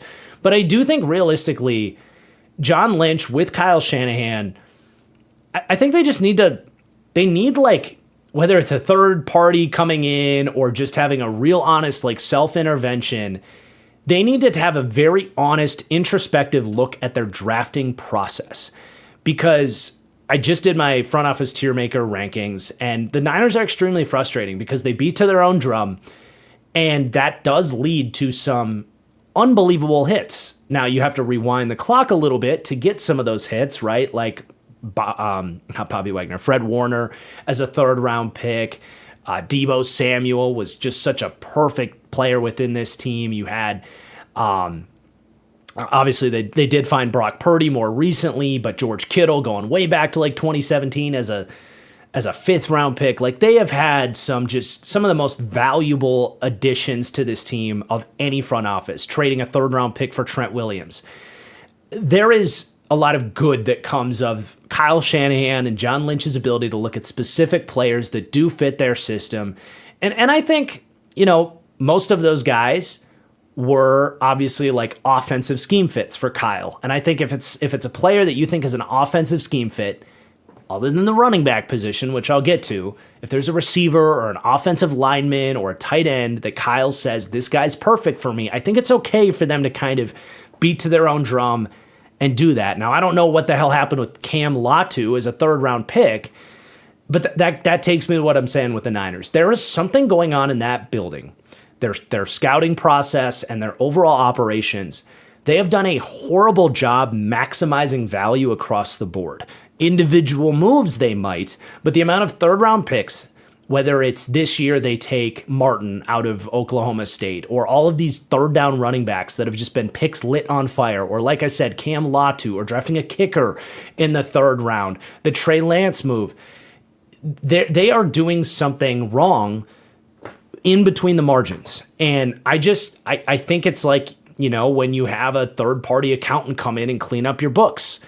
they need to do something with their front office. They need to have a organizational look at what the hell is leading to them straying from consensus, wasting picks, making bad moves on top of some of the good moves they make, and just try to be a better overall, more consistent front office. So whether it is leaning into the consensus rankings on guys more often, which I do think matters. I think people might laugh at that the idea that a combination of 500 people outside of the NFL could come together and like provide an actual good draft board that teams can look at. We've now started to hear about GMs looking at consensus rankings and weighing that into their own operations. I don't think the Niners do that at all, and I think it has hurt them plenty of times.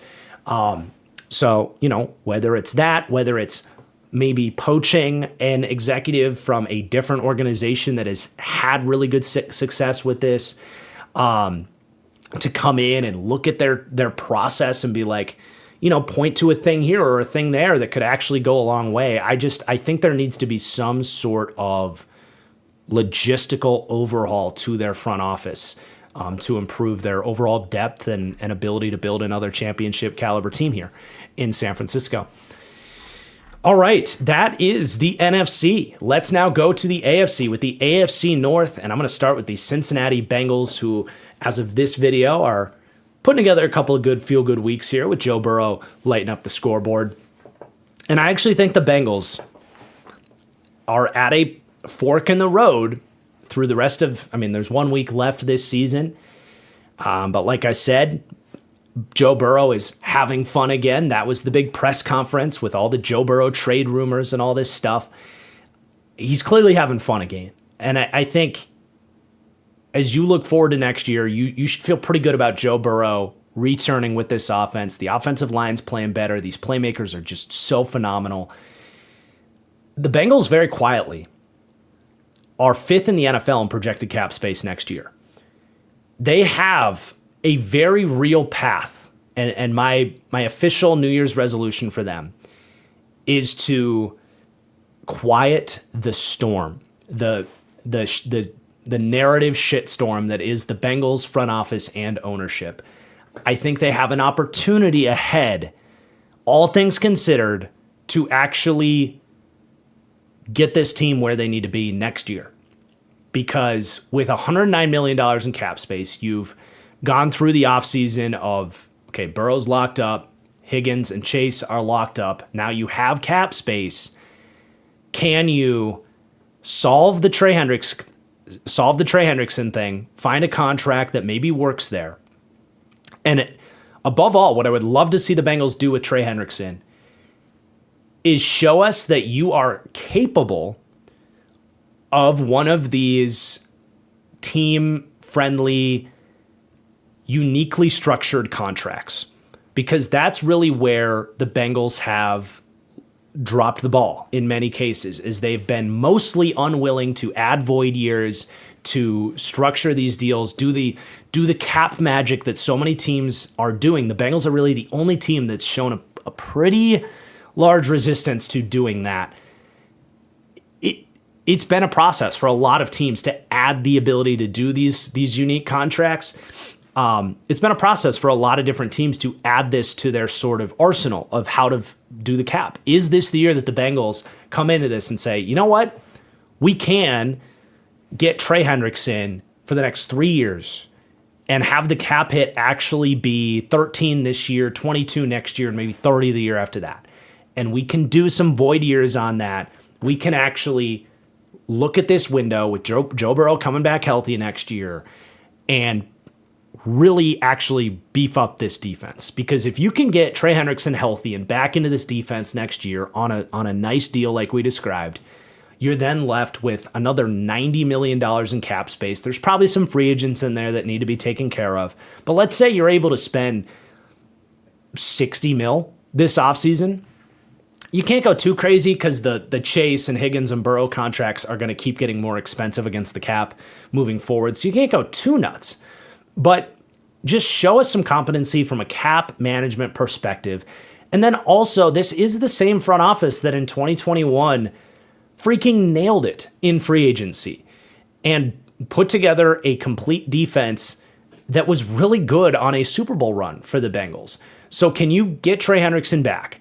Maybe you find and this is probably a deeper conversation for a different day, but find 3 or 4 starters in free agency on solid deals. Because back in 2021, it was Trey Hendrickson on one of the better signings we've seen in free agency in the last 5 years was the Bengals signing Trey Hendrickson. But they also added that year, they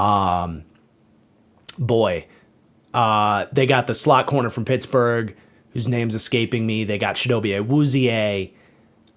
I want to say Von Bell. Like, that was kind of the core that they found, all pretty good contracts in free agency. They actually very quietly have a pretty nice opportunity to do that this offseason. And they obviously don't need this defense to be special.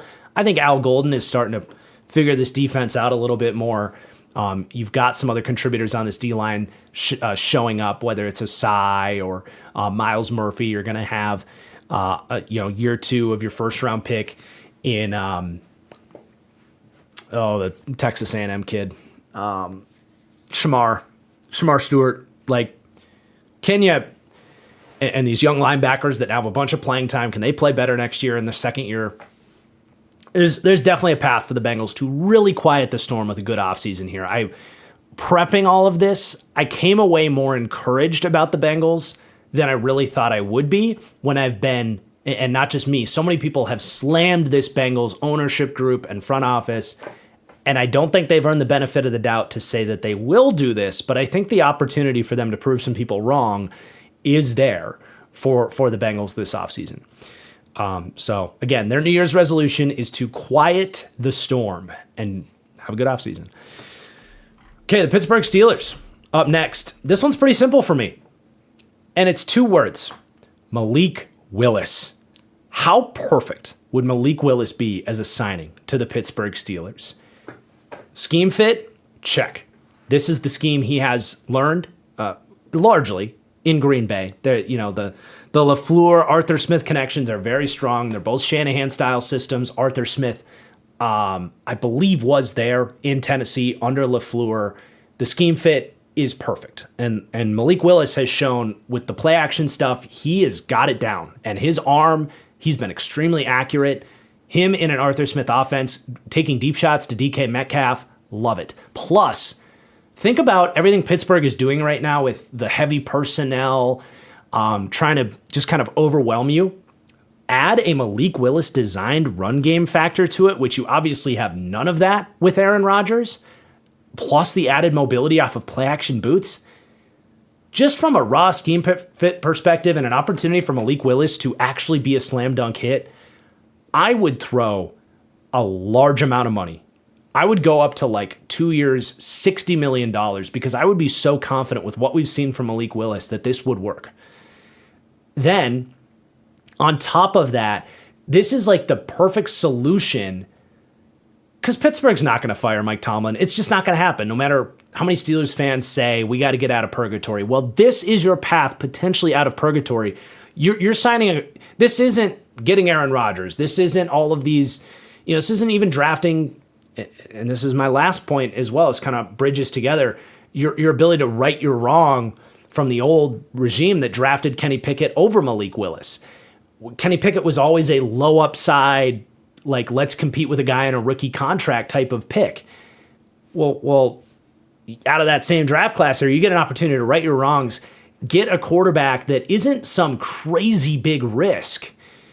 I think his ceiling his floor is actually relatively high within this system as I described, but the ceiling is through the damn roof. I mean, the way Willis has carried himself, the way he's played, I can't remember who shared it out, but of all quarterbacks with at least 100 dropbacks, Malik Willis's EPA per play is double number 2 in the league, obviously in a smaller sample size, but it's a good reflection of just how great he's looked. This is your potential path out of purgatory, but even if he is just a quarterback with maybe inconsistent processing and, isn't a franchise quarterback, I think he's like a better version of what you were going for with Justin Fields last year. I think he's more accurate, better pocket presence. and we saw them win games with Justin Fields. That's like a worst case scenario. That's it. That's my New Year's resolution for the Pittsburgh Steelers is Malik Willis. All right, then the Baltimore Ravens. This was one of the hardest ones to come up with a New Year's resolution because ideally what you're able to do here is move on from John Harbaugh, which I think is justified at this point. Look, what he's done for this organization can't be understated. Like the consistency, the culture, the floor-raising ability of Harbaugh, consistently making the right hires from time to time. He's awesome, and he would get hired immediately. I do think that. I think the Browns might pick him up. I think the Giants could pick him up. Like Harbaugh is a very sound NFL head coach. The thing is, this is the same problem the Bills have run into. You got to swing bigger. And when you are not an offensive coach or a defensive coach, that's really a problem. You know?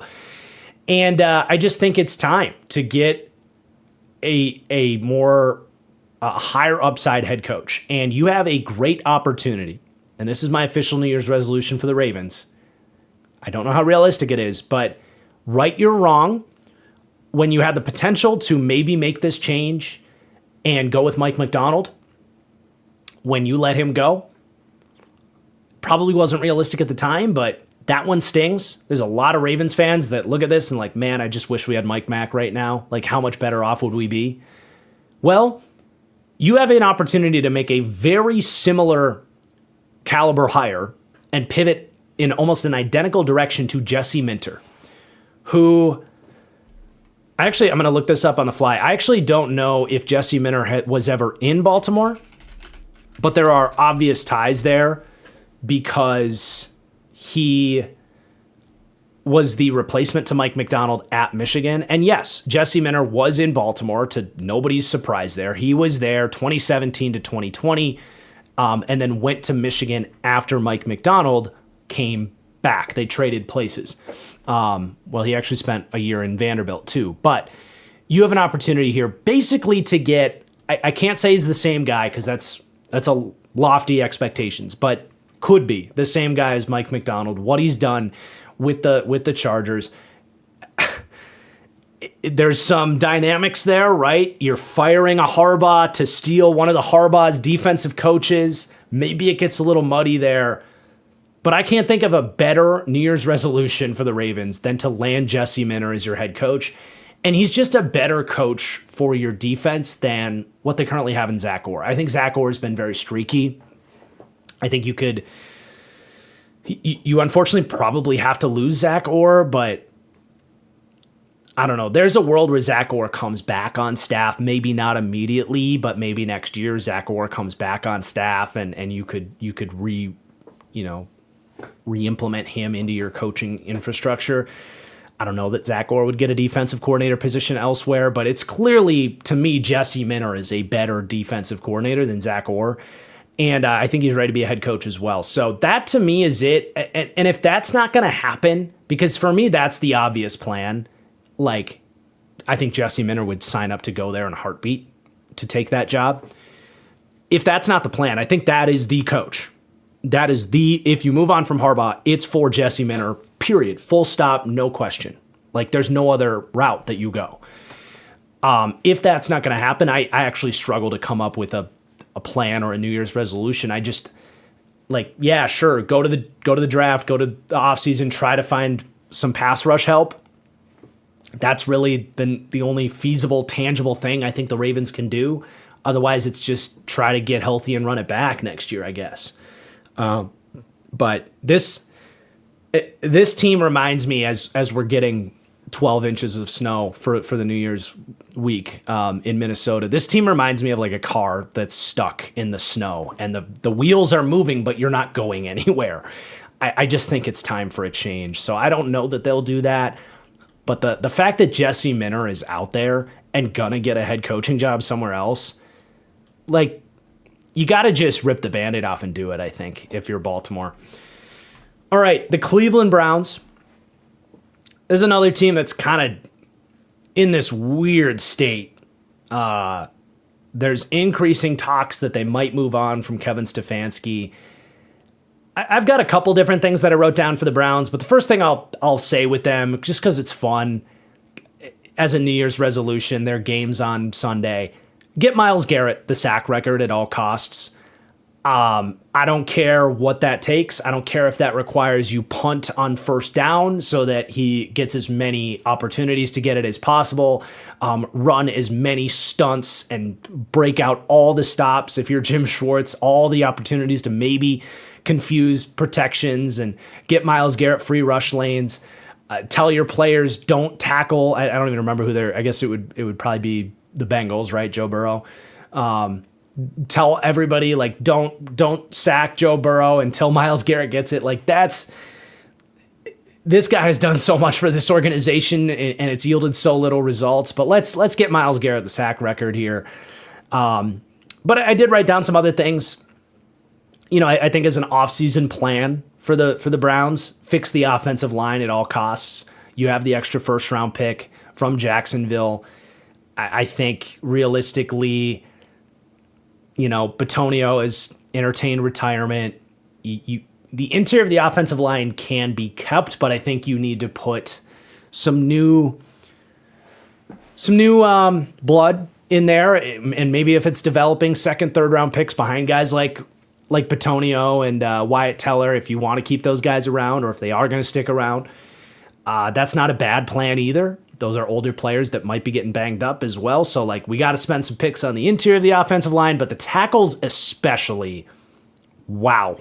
It's like the interior is played adequate enough that this isn't the worst offensive line in the league. Maybe it's in conversation, but the tackle play has absolutely, I mean, it's been probably even worse than the Chargers, and that's saying something. Dude, Greg Robinson, I think that dude stopped trying. Like, he is the amount of regression he's shown, and he just legit looks out of shape to me. Not Greg Robinson. He used to be on the Browns though, right? Cam Robinson.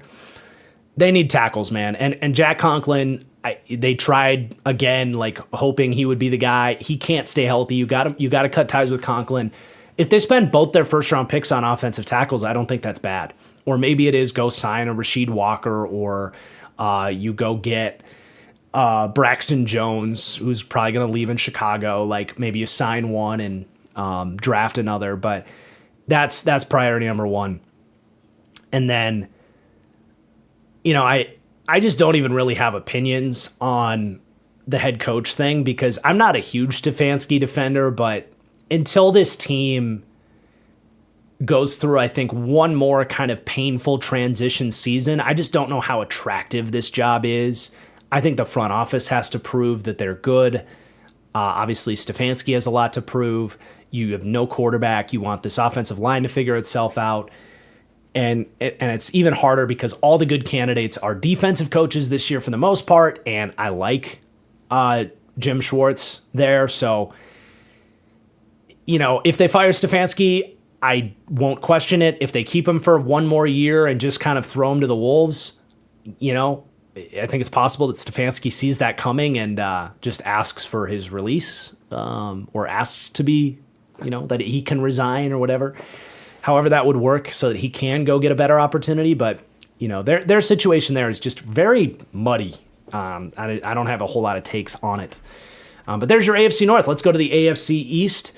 So the New England Patriots are where we're going to start here. And this is another really hard one to do a New Year's resolution for, because honestly, everything's kind of working. If you talk about off-season plans and stuff, it's like kind of status quo, like keep building this thing up. I think what I wrote down for their New Year's resolution is ideally, of course, run the AFC. That would be ideal. We'll see what happens with them in the playoffs. But my actionable New Year's resolution for them is for Elliott Wolf to be year 2 Elliott Wolf and not year 1 Elliott Wolf. My New Year's resolution for them is for them to prove that they got a front office that's doing this thing the right way. And I think Mike Vrabel being a part of this is important. I don't think it's a coincidence. They were much better in their second offseason than they were in their first one. But yeah, Elliott Wolf's first offseason was a train wreck, man, whether it's, passing on Ladd McConkey and drafting Polk. They just didn't really do much at all from a, making moves perspective that was impressive in that first year. Year 2, like, completely change things overnight, whether it was the draft or free agency, where Morgan Moses has been awesome, especially for what you paid him, perennially underrated player.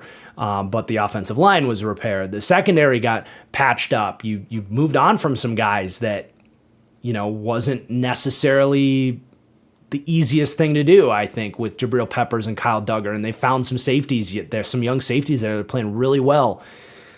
They've just been awesome from a front office perspective. So their actionable goal is just keep things rolling. Year 2 Elliott Wolf continues, and you don't get year 1 Elliott Wolf. That's really all I have on the Patriots.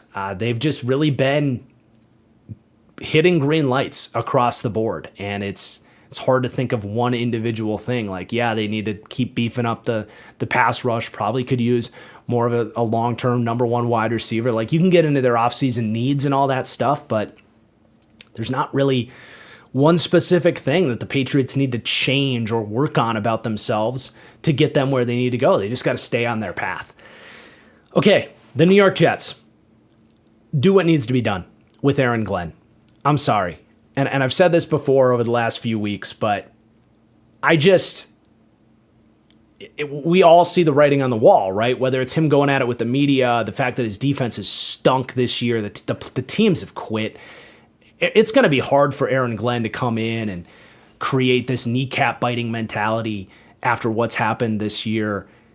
This screams what Callahan was for the Titans last year, and just rip the Band-Aid off. Rip it off. You have 2 first-round picks this year. You don't want Aaron Glenn to force his influence on that. What you don't want to have happen is think of, and this is maybe a reach because the player was a reach, but think of when the Commanders let Ron Rivera draft Emmanuel Forbes, who, as we've seen with the Rams, Emmanuel Forbes is a scheme fit as an off-zone corner. Now, was he worth the first-round pick? No.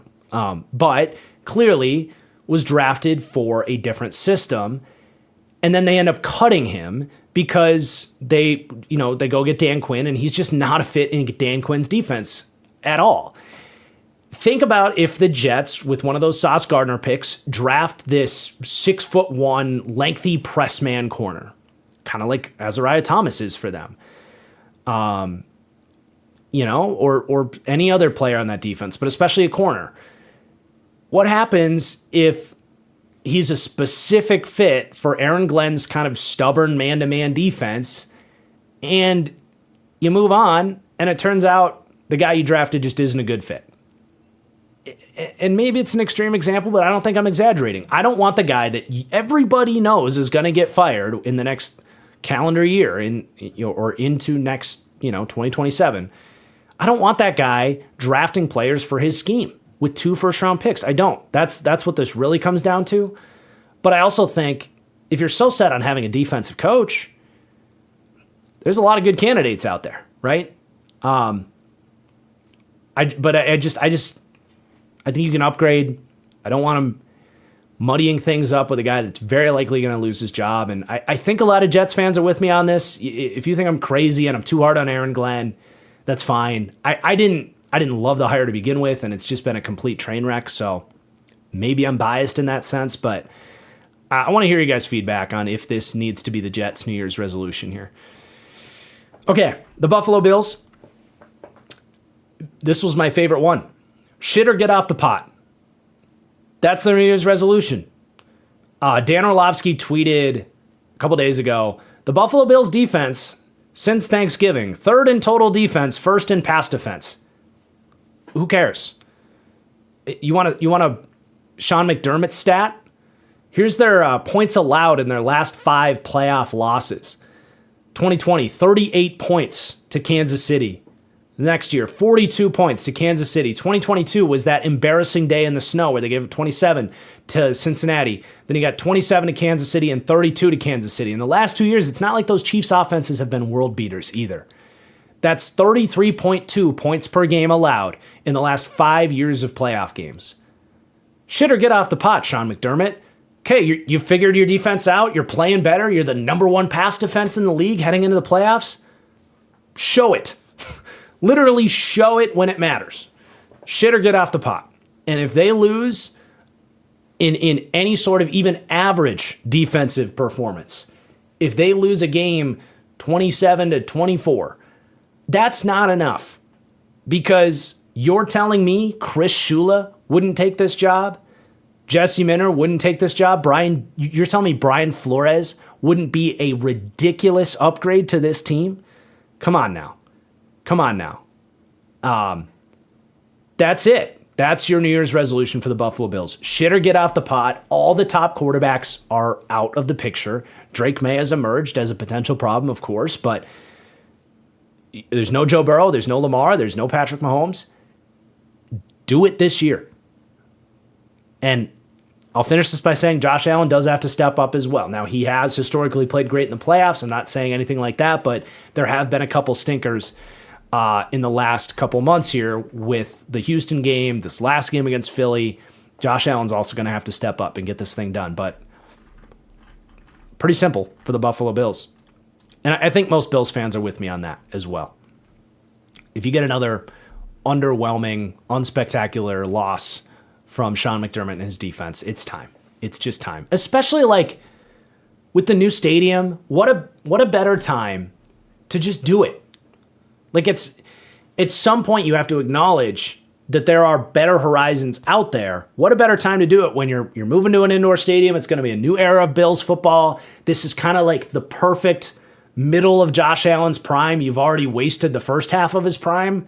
To me, the timing couldn't be more perfect if you don't get it done this year. All right, Miami Dolphins. They're tough because we don't know what they're going to do with Mike McDaniel. So I did kind of a two-path fork in the roads approach for them. Path A is if you do fire Mike McDaniel, it's very simple. Go with the legacy hire of Chris Shula. Obviously, Don Shula is the legendary Dolphins coach. Legendary is probably underselling what he accomplished here. How fun would it be to get Chris Shula in here and go to work as a great defensive head coach hire? You're obviously going to have a lot of questions about the offensive side of things and which direction you go with there. But I do think at the end of the day, he's a phenomenal candidate, the best candidate on the market, in my opinion, and if you're going to move on from McDaniel, if you're doing it because you think you can get Chris Shula because of the legend appeal, go for it.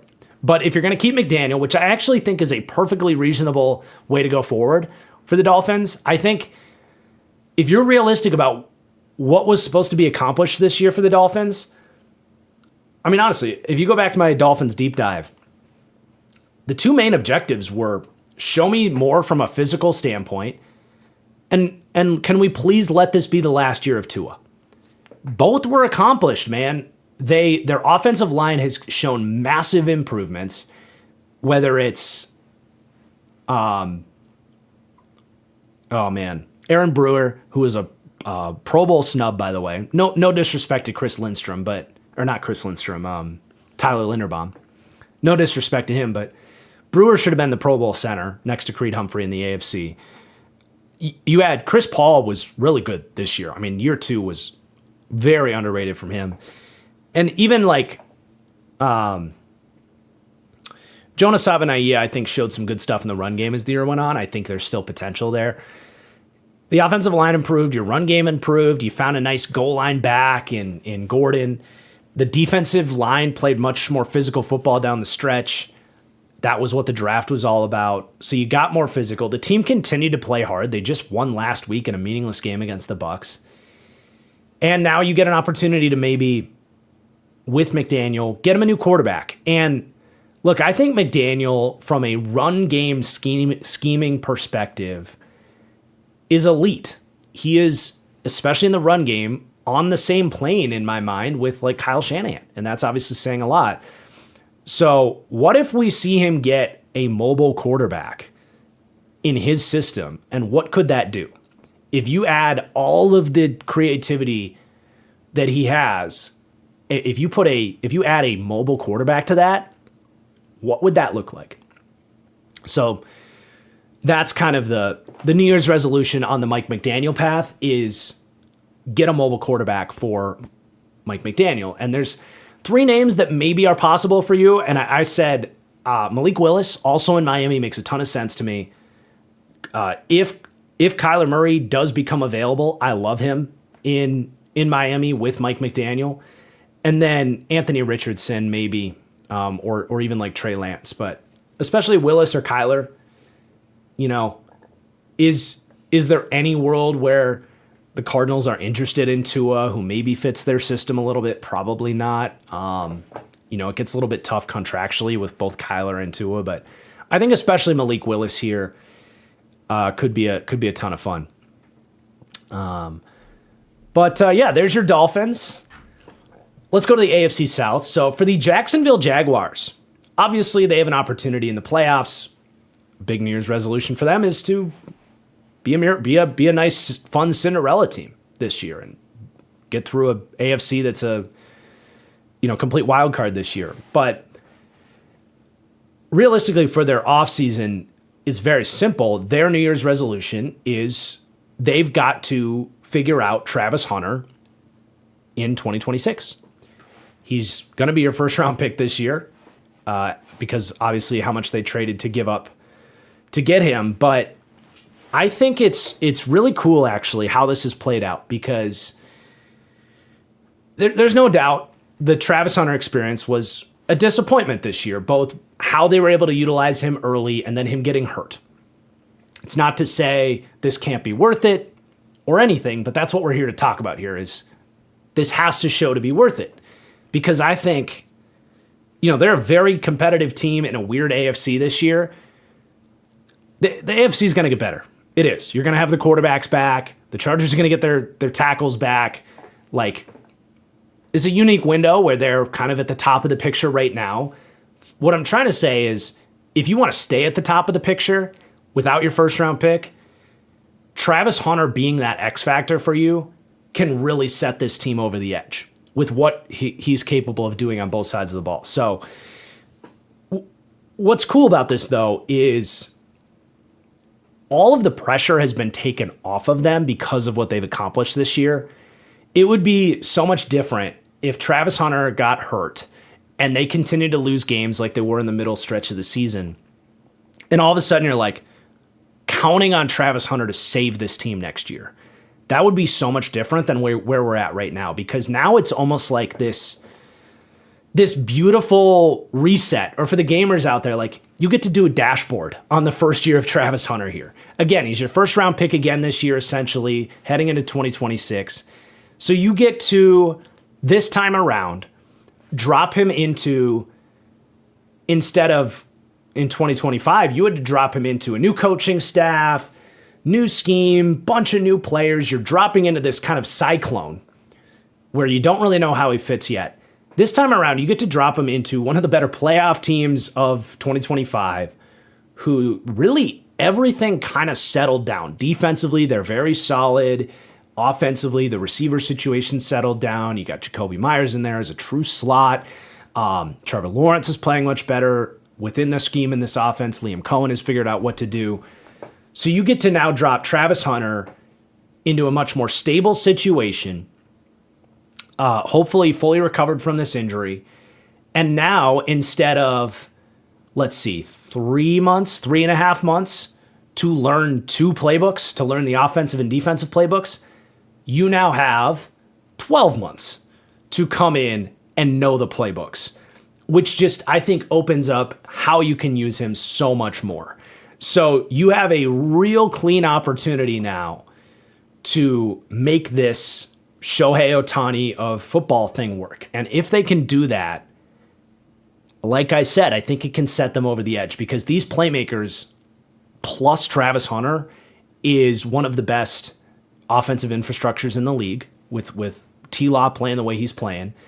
And the defense could really use another piece in that secondary to be a good corner and make plays. And I thought the nice thing about Hunter is, yeah, the usage and the injuries suck, but he was good in whatever they asked him to do. His cornerback tape was really good, and his wide receiver tape was really good.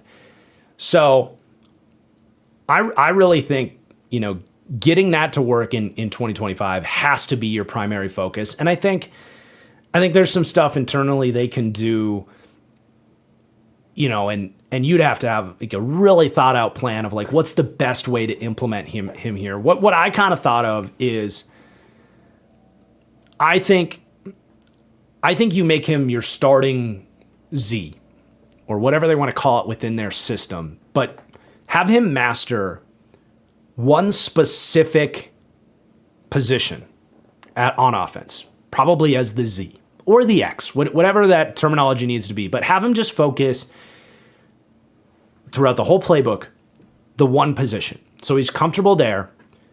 Now that you have Jacoby Myers and Brian Thomas, those guys can move in and out of the slot and know the whole playbook and be a little more versatile. But I don't think it's crazy for Hunter to know the entire playbook at one position and play the majority of his snaps at wide receiver. And then what I would do is probably give him 2 or 3 drives on defense. And I would kind of pick and choose, like where the pass game scripts are, end of halves,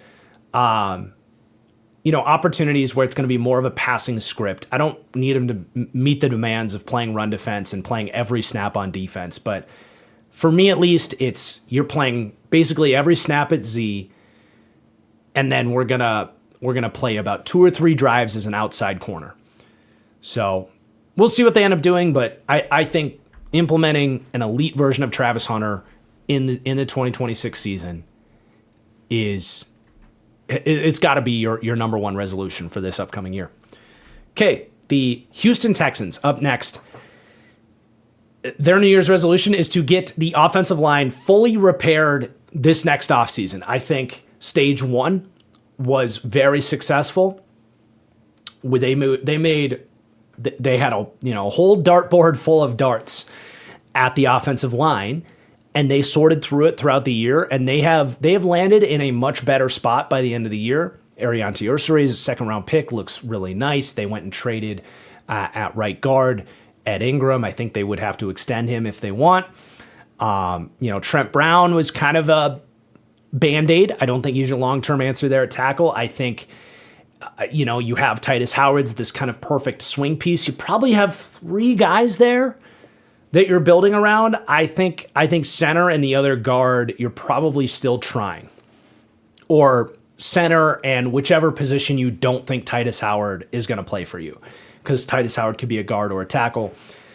So to me, that's really the only hole left on this team and where you're focused. And what's really cool about the Texans, and I tweeted this out, is that they very quietly have so many draft picks to fill out whatever they need to on the offensive line, and then make an extra dart throw. Like you could do the double dip strategy at tackle, for example, and get another interior guy, and still have pieces to draft, like meaningful depth for your defense, whether it's a backup slot corner or a backup linebacker or whatever that needs to be.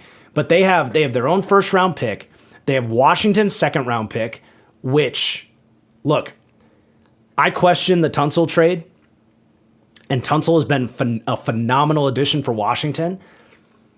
But that pick being from Washington, and not just this second round pick, but they have Washington's 4th round pick. So for that to be a top 40 draft pick, for Washington to be as bad as they are, and there's a big difference between, I know Washington was a regression candidate regardless, but look, if they have a healthy Jaden Daniels, I don't think they're getting the 7th pick in the draft or whatever it's going to be. There's a big difference between getting the 40th pick or the 39th pick and the 50th pick even, because there's usually about 40 players that are impact starters in a draft. And then beyond that, it's, you're trying to find dart throws and stuff, but it's usually developmental players and special teamers after about 40 players on top of just a couple, nailed it picks. But there is a big difference there. So for Washington to have the injury to Jaden Daniels and be as bad as they were, we're looking back on that trade, and Houston's like, man, we did a great move there. You get a top 40 pick, and then not just that, Washington's 4th rounder being at the top of the 4th round instead of the middle of the 4th round is a huge difference. Because there's always that little cluster at the top of the 4th round of some guys that kind of trickle out of the 3rd round, and you can maybe find a starter there. So, you got your own first, you got Washington second, you have your own second. And then not only that, but because of the trade down where they ended up getting Ariante Ursary and Higgins in the second round, they trade down. They get the Giants' third-round pick this year, which is also a top 65 pick. So they have the Giants' third-round pick, which is close to a second-rounder. And then you have Washington's fourth-rounder plus your own fourth-rounder. So they have so many draft picks. And you can really not just patch up this offensive line. If you even decide to go maybe spend a little money in free agency and get like a Braxton Jones or Rasheed Walker or Zion Johnson maybe from the Chargers, you could really kind of like what the Panthers did an offseason ago, actually come in, and this is like a top 10 offensive line. I think of when the Chiefs, coming off of that Super Bowl, went all at it on the offensive line and came in with like a top 10 offensive line that year. If you can do that here in Houston, plus maybe find a running back, and look, I like Woody Marks, but I think you can do better. You know, if you also take one of those second rounders or the Giants' third rounder and you get one of the better running backs in this draft, you know, like you get a great run game, a great offensive line, Stroud and these receivers and this defense that's not really losing anybody, you could really position yourself to be like a Super Bowl front runner next year. So that's the focus, is the offensive line and highlighting how big of an opportunity the Texans have this upcoming draft. Okay, then we have the Indianapolis Colts. Their New Year's resolution is the same one I had on the Atlanta Falcons. It's run it back. You know, things fell apart this year, and they're getting a lot of criticism for the Sauce Gardner trade, and it was a risk that hasn't worked out, obviously. But I still think they're in a good position to just run this thing back and feel pretty good about where they're at next year. You know, Daniel Jones is going to get extended here, I believe. And I actually, there's a twisted perfection about how this has set up an opportunity for Anthony Richardson. There really is. I mean, it's not looking good for Anthony Richardson, but he's got an opportunity here, man. If you just extend Daniel Jones, he's coming back from the Achilles, and you make him the assumed starter whenever he's healthy. But it's not like it's going to be some massive back-breaking contract for Daniel Jones. You get now the entire offseason, Anthony Richardson gets to rep with the ones, which he didn't get to do last year. He was hurt. Now, he's got to stay healthy, obviously, but if I'm the Colts, that's what I do. I extend Daniel Jones. You look at this defense and say, man, we get Ward and Sauce healthy next year and Buckner healthy. Run that back. You got your O-line. You got these playmakers. You do have to extend Alec Pierce. You got to get that taken care of. I think Alec Pierce is phenomenal, but I just want this whole core back.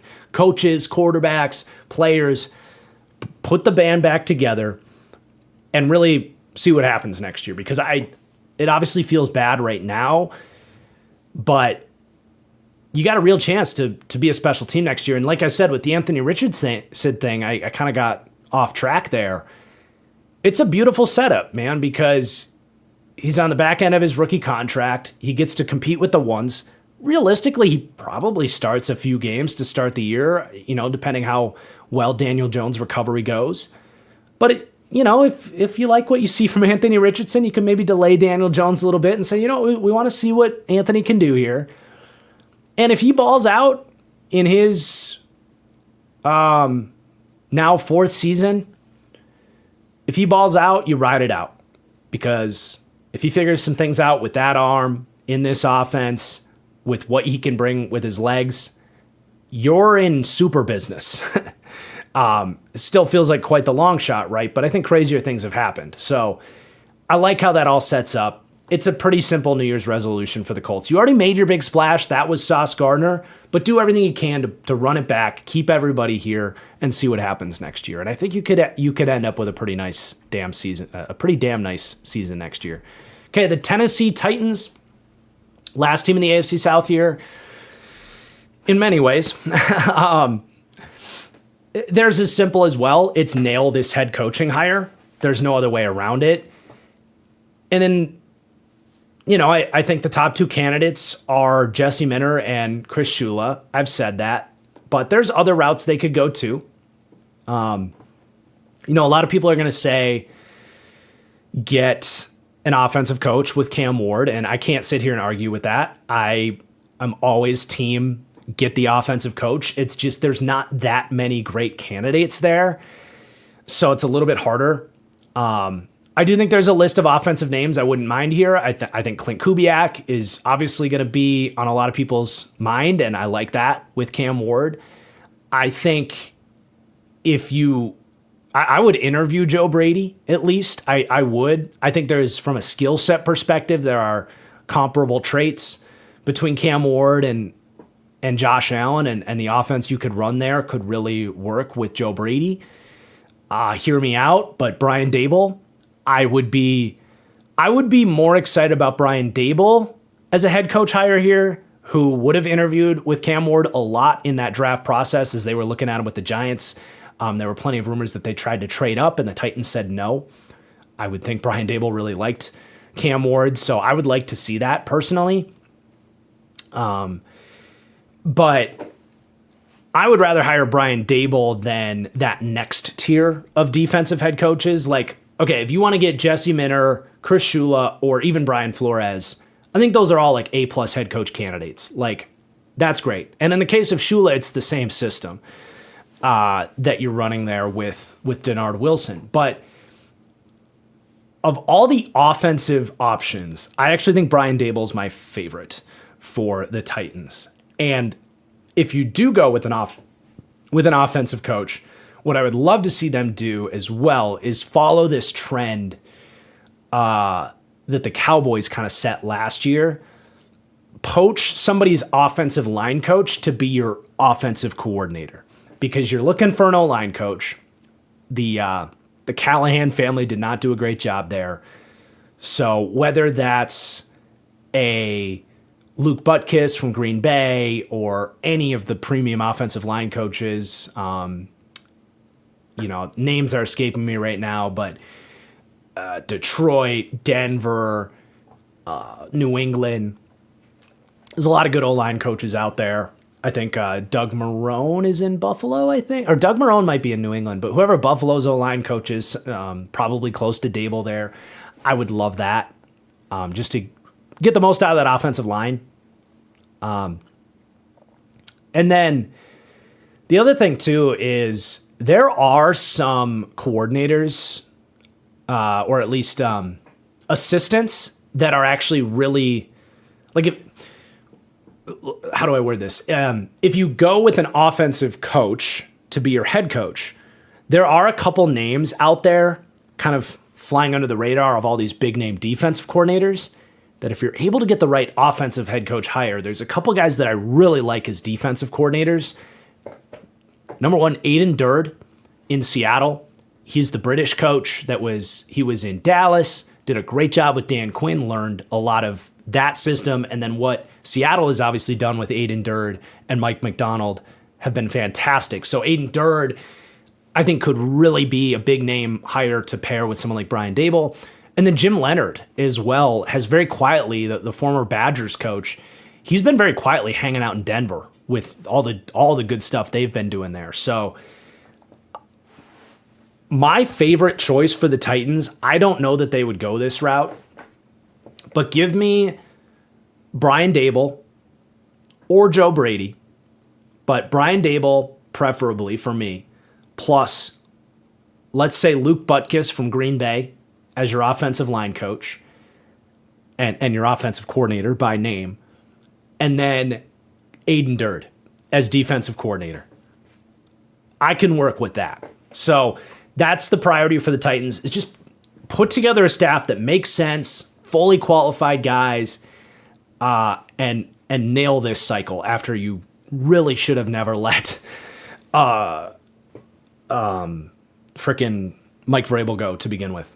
And that was a little bit easier to come up with that as a New Year's objective for the Titans. But on top of that, just thinking draft a little bit, can you get an edge rusher in this draft that would really cement this D-line as like a potential top 10 unit? Because if you're able to nail a rookie edge, whether that's David Bailey or Falk or maybe it is Ruben Bain, who's kind of a hybrid. You nail that and package it with Jeffrey Simmons, who's emerged as, he's probably been the best defensive tackle in the league this year. You have Tavondre Sweat, who's awesome as a complementary piece. You have Olu, a second-round pick last year that has a lot of potential to be a good, fourth piece on that D-line. If you nail the rookie edge pick and he's an impact right away, you have pretty close to a top 10 defensive line, which can go a long way. So just have a good offseason, Tennessee, and hire the right coaches. All right, AFC West, our final division here. So let's do the Los Angeles Chargers. And I have a feeling Chargers fans are going to be with me on this one, but I definitely want to hear from you guys. I think if you're the Chargers, it is time to evolve from Greg Roman. I think him coming in as a familiar coach, and I think out the gate to set the table with the run game and the offensive line playing hard, it hasn't been a disaster with Greg Roman, but I definitely think, especially in the Houston games and some other moments, and how they've kind of been unable to work around their offensive line issues in many points this year, Greg Roman is just a one-trick pony, and he's done better with Justin Herbert to have more of a drop-back passing game, arsenal, but you still feel the lack of ability to pivot and adapt and innovate that other coaches would bring to the table here. And if I'm a Chargers fan, my biggest concern when they hired Harbaugh, and only concern really, was the Greg Roman hire. It's man, there was such a low ceiling with him as the offensive coordinator in Baltimore. And I'm looking at this with Herbert and the offensive line getting back healthy and all these receivers that they've discovered here. They have weapons galore all of a sudden with Ladd, who was underutilized this year, and Quentin Johnston and frickin' Rondé Gadsden, and these rookie, Trey Harris keeps making catches. Man, they got options. I don't trust Greg Roman to get the highest upside version of this offense, especially if you're going to lose Jesse Minter and maybe the defense is going to take a step back and you need more of a high upside offense. I worry about another year of Greg Roman. Now, the frustrating thing is I really don't think they're going to do that unless you get to the playoffs and it's just like last year, and maybe it is against the Texans again or somebody else. Maybe it's Denver, whoever it might be. If you get to the playoffs and it's just so clear that you are getting out-schemed on offense, it probably takes something like that to make a change here. But there's some names that I really like for the Chargers to go with. Mike LaFleur. You don't even have to change cities. Just change, send him a care package of Chargers gear instead of Rams gear. He's been with Sean McVay for a couple years, but I like Mike LaFleur, who got his first opportunity with the Jets. It's always good to give another guy an opportunity after his Jets days. Clay Kubiak, not Clint Kubiak, but Clay Kubiak, another one of the Kubiak bros, is currently the offensive coordinator in San Francisco. But those are two guys in the state of California that I would love to get an opportunity to maybe give you a higher upside offensive coordinator. And then the other guy I wrote down was another guy we mentioned earlier in Grant Udinsky, who's a rising name, went through Minnesota under O'Connell and is doing a great job in Jacksonville with Liam Cohen. So I would love to see them evolve at offensive coordinator, the Chargers. Okay, the Las Vegas Raiders. So we did get a little bit of talk on them out the gate with the Max Crosby trade conversation, and I'll stand by that. The Crosby trade ties into my New Year's resolution for the Raiders, and it's tear this thing down to the freaking studs, and those studs are Brock Bowers, Ashton Ginty, Colton Miller, and Jackson Powers-Johnson. I think has it as an interior offensive line. There's 4 building blocks in this entire team. Everybody else, I'm not necessarily cutting everybody, but it is coaches, bye-bye. Roster pieces like veterans, anybody over the age of 30, see ya. You're out. This is a full-on rebuild. And honestly, if Pete Carroll wants to be if Pete Carroll wants to be fodder for a rebuilding team, it's not even that crazy. I just don't know how much faith this locker room has in him right now. That would be the weird thing, but like this reminds me so much of when the Texans had to go get David Culley because no one wanted that job. I mean, this needs to be a complete reset for a year. And that's why I don't, and maybe my opinion on Fernando Mendoza changes. Because I'm far from finishing my evaluation. The reason I haven't finished it yet is I'm waiting to see what the playoffs look from him. I think that's important. But I've watched the Penn State game and the Oregon game. I did those full evals on Patreon. Again, if you want to go check it out, you can. So far, do not clip this and quote me on it and all that. Like, this can change. But so far, I don't even see a first round prospect in Fernando Mendoza. So I'm going to have to see a lot of great tape that didn't show up in those two games to get to we're taking him 101 and dropping him into a nightmare situation. So for me, get that number one pick and move down. Like, if someone wants to go pay the QB price and you can get picks for Crosby, you can get picks for the 101 pick, you can start to repair the foundations of this team that are rotten right now. Absolutely rotten. So for me, it's not even really about who the coach and quarterback are next year. It is, this year was this 2025 season. You tried to be the cute, purgatory team. Hire the 74-year-old coach, get the veteran quarterback. They tried the idea of maybe this team can be a sneaky competitive team. You tried it and you fell flat on your face. It's time now to stop digging. You've got a couple of foundational pieces. Also, I would get another, go sign Tyler Algier to split carries with Ginty, because what you don't want is 2 years from now, you're ready to be good, and Ginty now has 1,000 career touches in the NFL and is beat to shit. So that's another thing. Go get a Tyler Algier or someone. And honestly, I know fantasy owners won't like it, but you gotta have a plan for Ginty so that you don't get through this rebuild. Otherwise, just trade him, dude. Otherwise, just trade him. If you're gonna give Ginty 300 carries on a bad team for the next 2 years, go get a late first for Ashton Ginty, because someone would happily do that. Whether it's the Texans or the Bears, someone would happily, if the Bears aren't making the Crosby trade, someone would happily give you a first round pick for Ashton Ginty. I mean, it's something to even think about. So we saw, it was the Browns did that with Trent Richardson after his rookie year, but Ginty's actually good. So for me, New Year's resolution to the Raiders, complete and utter rebuild. Okay, Chiefs. We're having a New Year's offensive intervention for the Kansas City Chiefs, and asking the tough question of what do we want to be from an offensive identity standpoint? Because they have, frankly, entered an identity crisis with this offense, where they've gone through different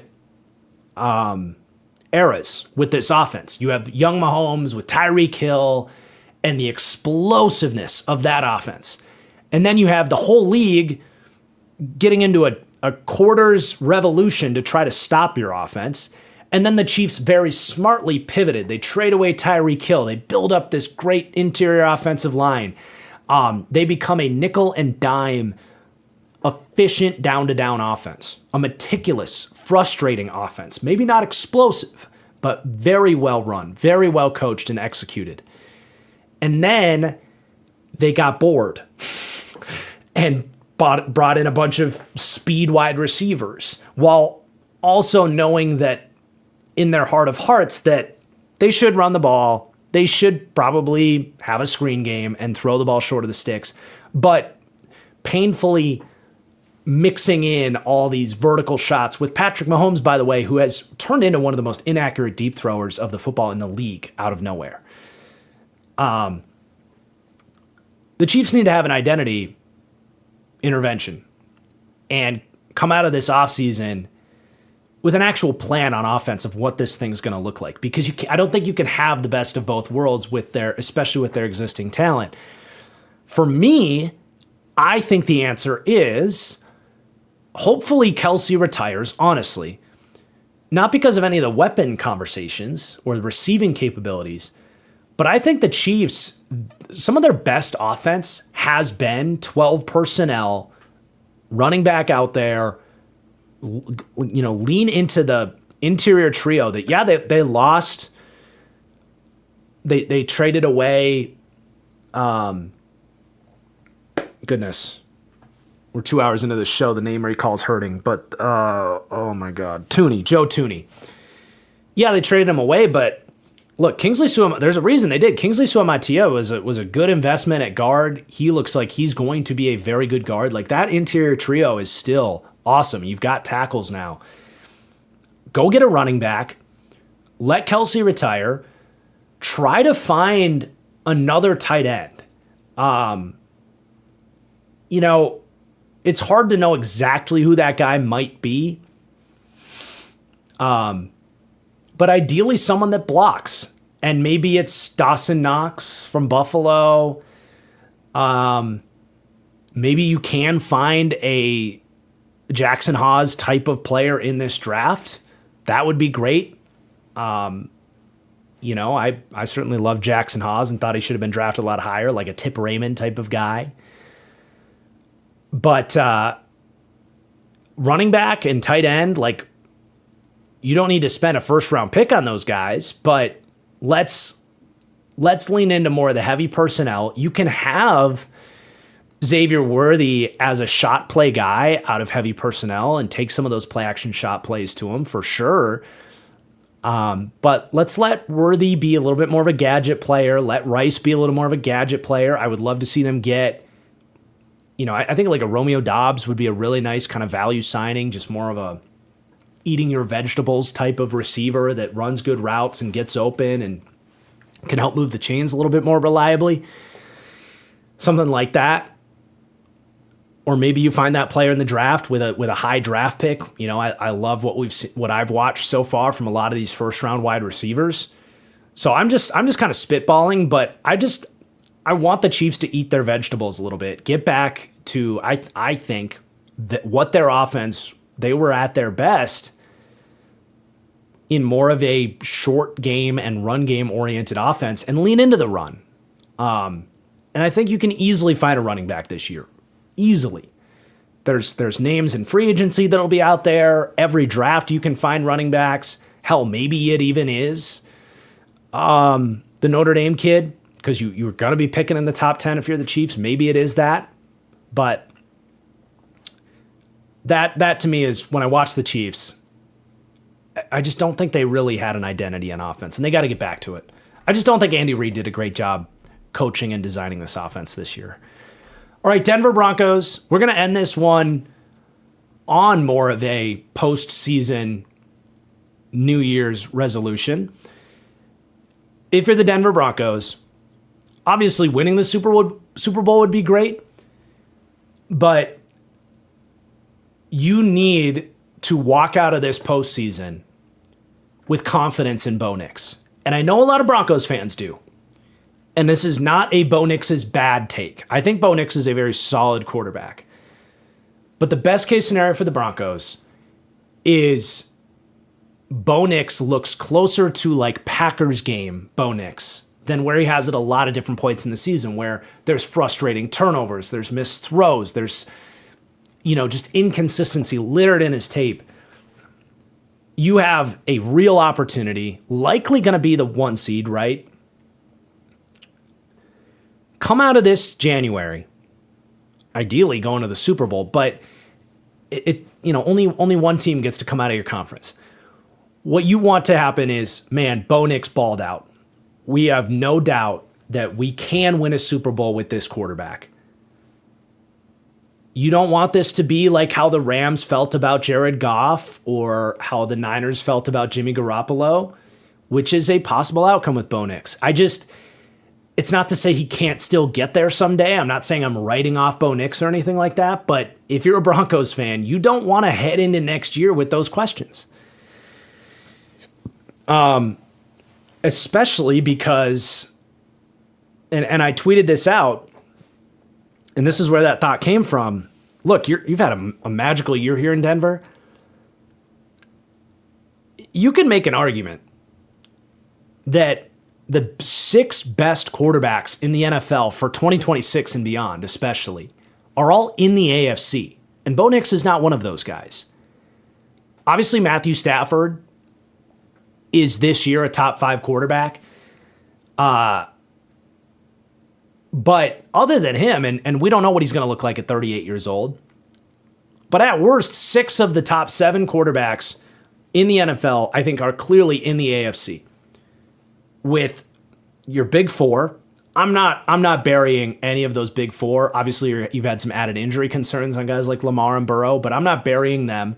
Drake May's going to probably win the MVP at this point, and I think he deserves it. He's playing at that elite level this year. And Herbert. 2 of those guys are in your division with Mahomes and Herbert. And then, man, Trevor Lawrence is coming too. I mean, Trevor Lawrence just came into your house and kicked your ass a couple weeks ago too. So, if Trevor Lawrence keeps it up, you might have the 7 best quarterbacks in the NFL are all in the AFC. Now, it's not all about QBs, as Denver is, justifiably, like they've shown that this year. But history does have something to say about great quarterback play in the playoffs. And I think you want to feel like Bo Nix is someone you can trust in playoff football. And I think that's fair to say. And not being overly critical of Bo Nix.